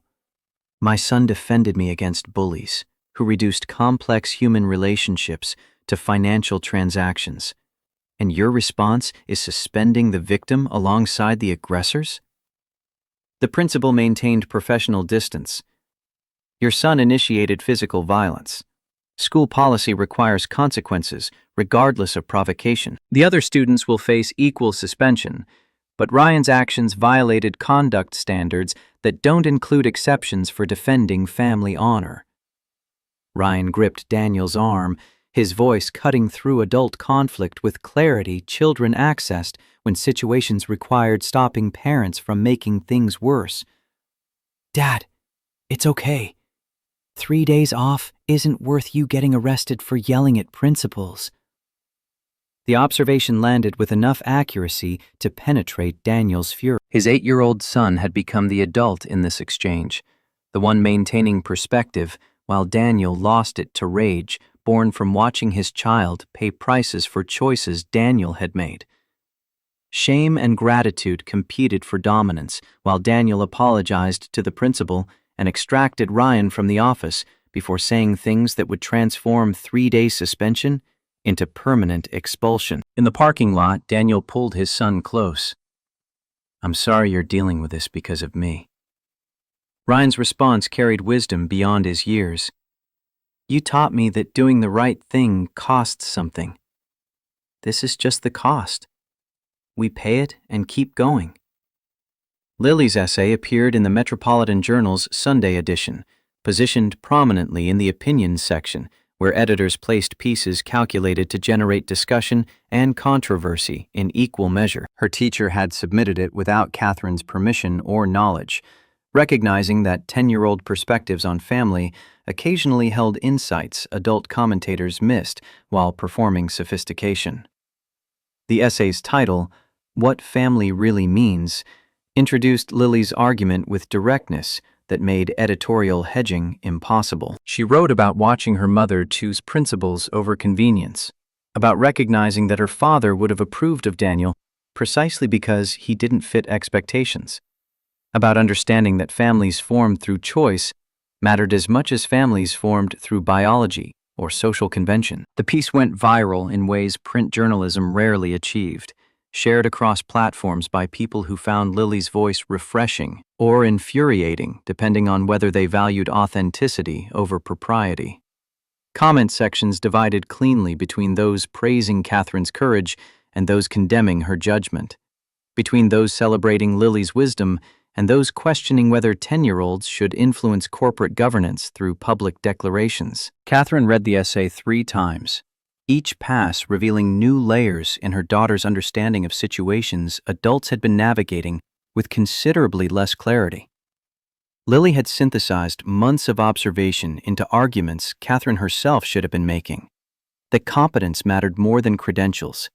That character revealed itself in crisis rather than comfort. That families built on honest foundations lasted longer than families built on convenient ones. Public opinion shifted fractionally. Not enough to restore stock prices or recall withdrawn investors, but enough to complicate narratives about reckless CEO choosing romance over responsibility. Lily's essay introduced variable Richard's campaign couldn't account for.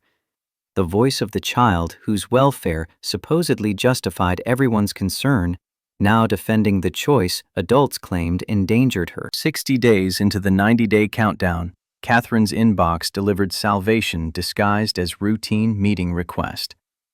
Maria Torres identified herself as CEO of Torres Holdings, a sustainable development fund that invested $500 million annually in companies demonstrating authentic leadership aligned with long-term value creation, rather than short-term profit maximization. The meeting occurred Tuesday morning in Catherine's office, Maria arriving with reputation that preceded her. First-generation immigrant who'd built investment empire on principle that businesses treating stakeholders well ultimately performed better than businesses optimizing exclusively for shareholder returns. She'd been featured in journals, Catherine read, but never imagined as potential partner because Torres Holdings typically invested in established firms rather than companies experiencing the kind of volatility Bennett Corporation currently embodied. Maria's opening dispensed with pleasantries Catherine had been preparing. "I've watched your situation unfold with interest, read your daughter's essay, reviewed your company's history. I'm here because you did something most CEOs can't do. You chose principle over convenience and gave yourself deadline to prove principle produces results. That's exactly the leadership my fund seeks." Catherine absorbed this statement with cautious optimism, born from 60 days of watching support erode rather than materialize. "You understand we're down 12%, lost major investors, and facing board revolt over decisions you're calling principled? I understand you defended an employee against false accusations, chose authenticity over easy profit, and created 90-day framework to demonstrate that integrity and success aren't opposites. Your stock declined because short-term investors panicked. My fund invests in long-term value created by leaders who won't compromise character for quarterly comfort." The terms Maria offered transformed Catherine's timeline from countdown toward likely failure into pathway toward possible vindication. $200 million over 2 years. Board seat for Maria. Partnership on 3 affordable housing projects, and explicit requirement that Catherine maintain CEO position with full authority over strategic decisions. The investment came with strings, but they were strings that reinforced rather than constrained Catherine's approach. Daniel's role received acknowledgement that surprised Catherine more than the capital commitment.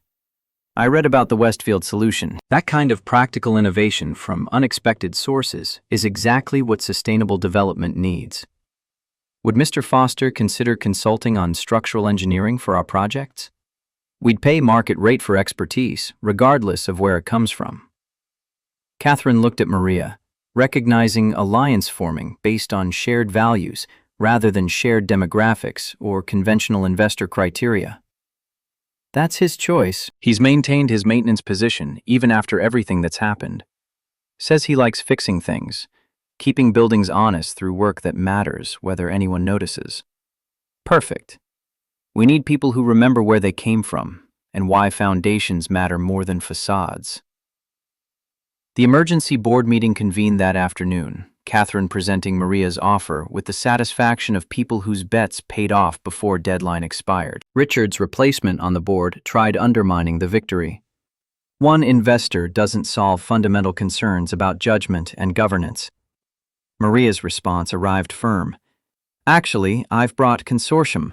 3 other firms, total $650 million committed, contingent on Catherine remaining CEO with full autonomy over strategic decisions.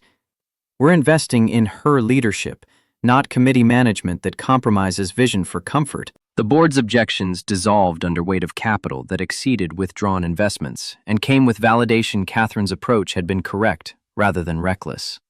Richard's shadow campaign collapsed when faced with evidence that some investors actually valued the principles he'd tried to punish Catherine for maintaining. Patricia's smile carried relief mixed with respect. Motion to accept Torres Holdings investment and related consortium commitments. All in favor? The vote passed unanimously, even members who'd supported Richard's oversight proposal, recognizing when battles were lost and graceful surrender beat continued opposition. Catherine had won, but winning felt less like triumph than exhausted relief that principles had survived contact with consequences long enough to prove they could produce results, even when results had seemed unlikely. Richard's final defeat arrived through legal channels he'd hoped to avoid. Catherine's attorney presented evidence of his coordination with former investors to manipulate stock prices during Daniel's suspension. Violations of securities regulations that SEC took seriously regardless of whether intended outcomes materialized. Richard could resign quietly from all remaining advisory positions, or face investigation that would destroy what remained of his reputation and potentially produce criminal charges. His resignation letter arrived by courier, language carefully crafted to suggest strategic pivot rather than forced retreat. Catherine filed it without reading past the first paragraph, recognizing that some victories required accepting opposition's surrender without demanding public humiliation that satisfied emotional needs but created future enemies. 75 days into the timeline, Daniel and Ryan began staying at the penthouse on weekends. The arrangement started tentatively, nobody quite naming what it meant when Daniel showed up Friday evenings with overnight bags and left Monday mornings for work that began in the same building where he'd sleep on different floors. Lily created rules that transformed awkwardness into routine. Shoes by the door, Ryan's toothbrush in the guest bathroom, ice cream drawer designated for weekend consumption. Sunday morning cooking became ritual, where 4 people navigated kitchen space designed for solitary food preparation. Daniel taught Lily pancake flipping technique, while Ryan supervised chocolate chip distribution with the seriousness of people performing quality control on matters affecting breakfast success. Catherine watched them work, recognizing that families formed not through grand gestures, but through accumulated small moments where people learned to occupy space together without requiring constant negotiation about who belonged where.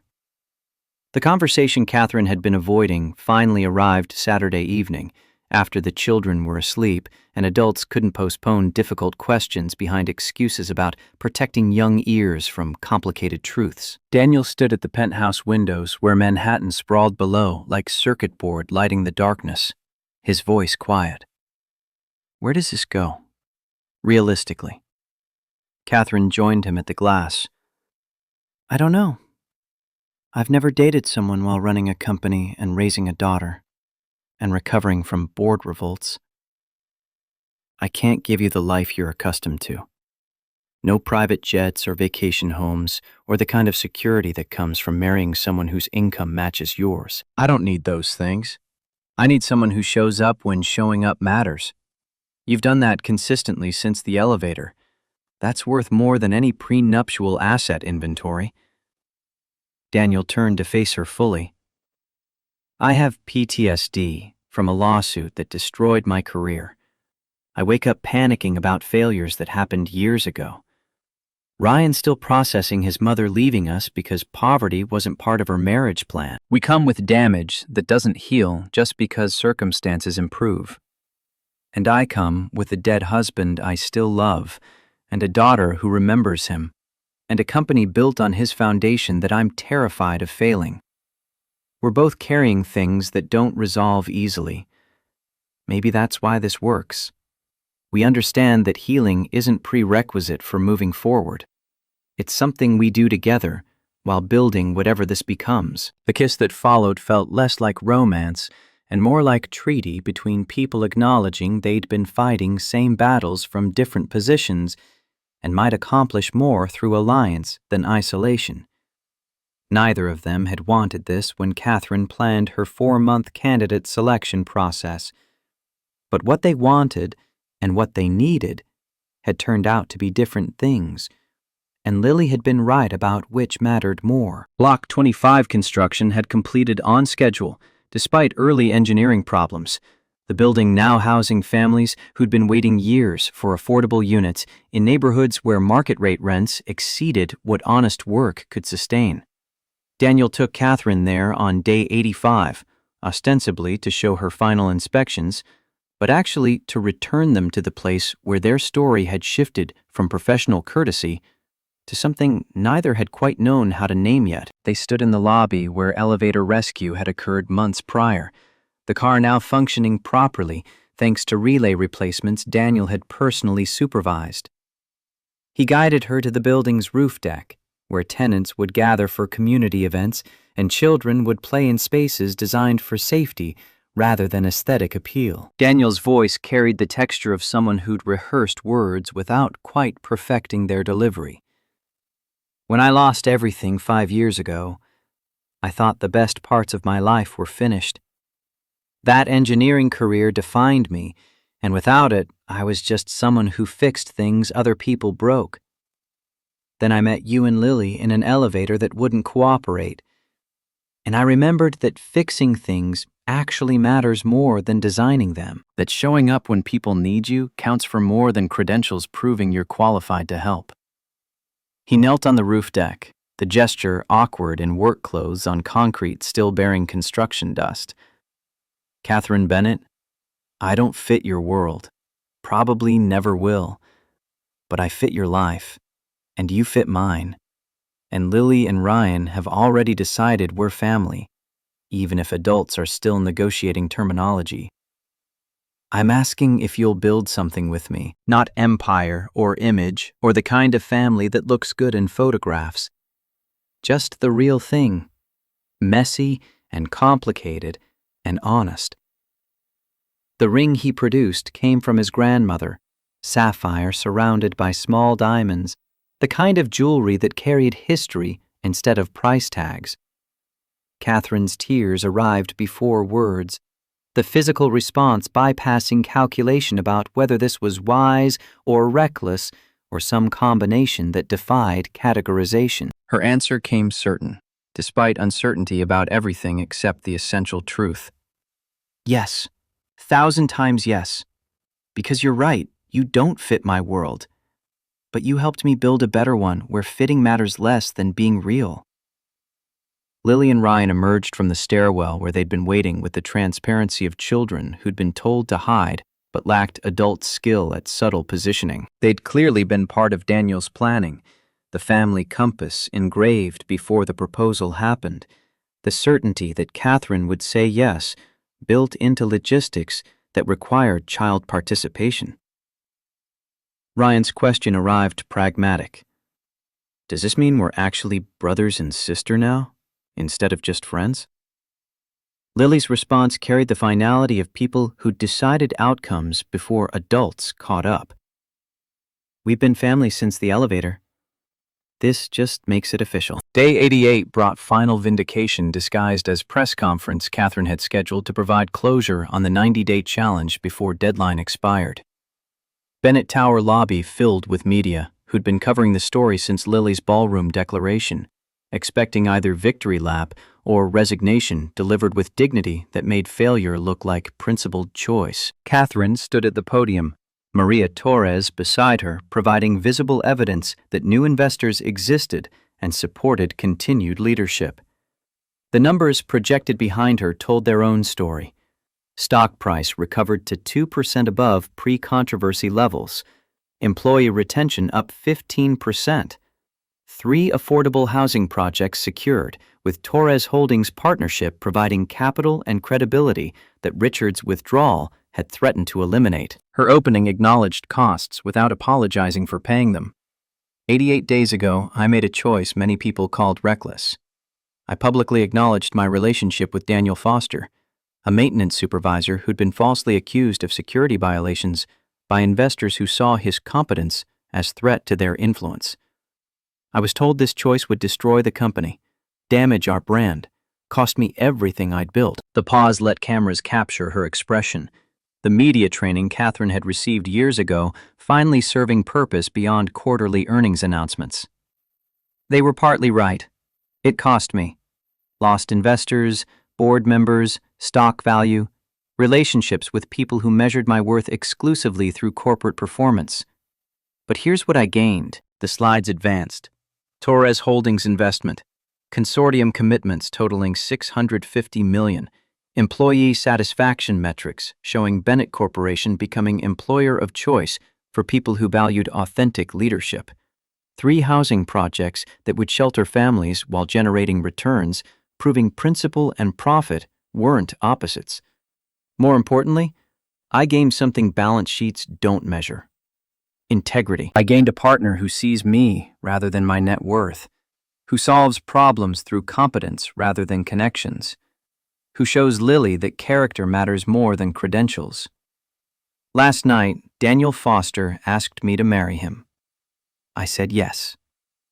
The engagement ring caught light, cameras zooming to capture detail that would fuel discussions about whether sapphires represented downward mobility or authentic choice. Catherine didn't care. She'd stopped measuring decisions by whether they satisfied people who'd never have to live with consequences. Daniel joined her at the podium, uncomfortable but present, his voice steady despite discomfort. I don't have prepared remarks. Just want to say Catherine took a risk on someone most people overlooked. I don't take that lightly. I'll spend however long we have together proving that character matters more than credentials, that competence exists in unexpected places, that families form through choice as much as circumstance. Reporters launched questions designed to generate controversy or sound bites, asking whether Daniel felt pressure marrying above his station, whether Catherine worried about public perception, whether this represented modern romance or professional self-destruction. Catherine fielded inquiries with the skill of someone who'd learned that some questions didn't deserve answers beyond polite deflection. Lily stepped to the microphone without invitation, her presence startling adults who'd designed this event for controlled messaging rather than child participation. I just want to say, I picked the right dad, and my mom picked the right person. That's all that matters.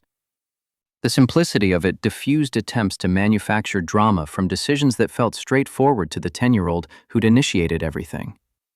Media had difficulty maintaining controversy when the child whose welfare justified everyone's concern kept insisting she was happy with outcomes adults were debating. 6 months later, upstate New York countryside provided setting for ceremony that deliberately avoided everything Catherine's position typically required. White tent accommodated 40 guests, family and close friends, deliberately excluding investors and board members whose presence would transform wedding into networking opportunity. No media, no photographers beyond the one hired to document moments for private albums rather than public consumption. Catherine's dress came simple, ivory fabric without designer labels or the kind of embellishment that announced cost through excess. Lily stood beside her as maid of honor, while Ryan performed best man duties with seriousness, suggesting he understood significance beyond his years. Elizabeth walked her daughter down the aisle with expression carrying acceptance that had arrived slowly, but completely, recognizing that Daniel made Catherine happy in ways that mattered more than whether he satisfied social expectations about appropriate matches. The vows they'd written together avoided traditional language about richer or poorer because those categories felt meaningless when the CEO married the maintenance supervisor who'd saved her flagship project. Daniel promised to keep being brave enough to be seen, to show up when things broke, to remember that families formed through accumulated small moments mattered more than grand gestures. Catherine promised to keep choosing authenticity over appearance, to build lives rather than images, to remember that what they built together mattered more than what she built alone. The reception featured barbecue instead of catering designed to impress, string lights providing illumination that felt warmer than chandeliers, children running between tables with the freedom of spaces designed for joy rather than decorum. Sarah's toast celebrated the woman who proved you could keep power and heart simultaneously. Daniel's toast thanked Catherine and Lily for seeing janitor and thinking engineer, for seeing broken and thinking fixable, for seeing him. The Brooks Foster Scholarship Fund announcement provided wedding gift to attendees, $2 million endowed to help 50 people annually rebuild after wrongful termination or legal injustice. Daniel's consulting income and Catherine's personal wealth combining to create a safety net for people navigating situations they'd both survived and understood from experience rather than theory. 1 year later, Block 25's ribbon-cutting ceremony brought them full circle to the building where everything started. Catherine spoke about projects valuing people over prestige, while Daniel stood with Ryan, watching tenants move into apartments that wouldn't exist without engineering solutions he'd provided. During employment, nobody thought qualified him for problem-solving at that level. The rooftop deck where he'd proposed now hosted families whose children played on equipment Daniel had personally inspected. His dual role as maintenance supervisor and chief consulting engineer providing skills that kept buildings safe and honest. Lily and Ryan navigated between adult conversations and childhood games with the comfort of siblings who'd chosen each other before legal documents made it official. Daniel's career had transformed without requiring him to abandon the work he valued. Morning hours in offices solving structural problems for Torres Holdings projects, afternoon hours with tool belt ensuring buildings remained functional for people who trusted infrastructure they rarely thought about until it failed. He'd found balance between the engineering career he'd lost and the maintenance work that taught him what mattered, proving that both could coexist when systems allowed for complexity beyond rigid categories. Catherine's company had stabilized at valuations exceeding pre-controversy levels, investors learning that authentic leadership attracted talent and generated returns that short-term profit maximization couldn't match. Bennett Corporation had become employer of choice for people who wanted to build careers at companies where principles survived contact with pressure, where doing right things mattered even when expensive. Standing on the roof deck, watching the city spread below them, Daniel and Catherine recognized that their story would never satisfy people who measured success exclusively through credentials or social positioning. But they'd built something real from materials others overlooked. Competence without pedigree, character without pretense, family formed through choice rather than convention. Daniel spoke first, his voice carrying the quiet confidence of someone who'd learned his worth wasn't determined by others' recognition. Do you miss it? The version of your life where everything looked right on paper, even if it felt empty in practice? Catherine leaned into him. I miss not fighting constantly to prove that principle and profit aren't opposites. But I don't miss pretending that image mattered more than reality. Lily and Ryan taught me that some things can't be measured in spreadsheets or stock prices. You taught me that competence exists in unexpected places when we're brave enough to look. Below them, tenants celebrated new homes with the relief of people who'd been waiting years for affordable housing in neighborhoods that remembered their existence. 120 families housed because a janitor remembered how to read blueprints, and a CEO remembered that people mattered more than portfolios. The math worked in ways quarterly reports never captured, but humans understood perfectly. Lily appeared beside them, Ryan trailing with the comfortable familiarity of children who'd learned to navigate adult spaces without requiring constant supervision. Are you staying up here forever or coming down for cake? Catherine smiled at her daughter. Coming down.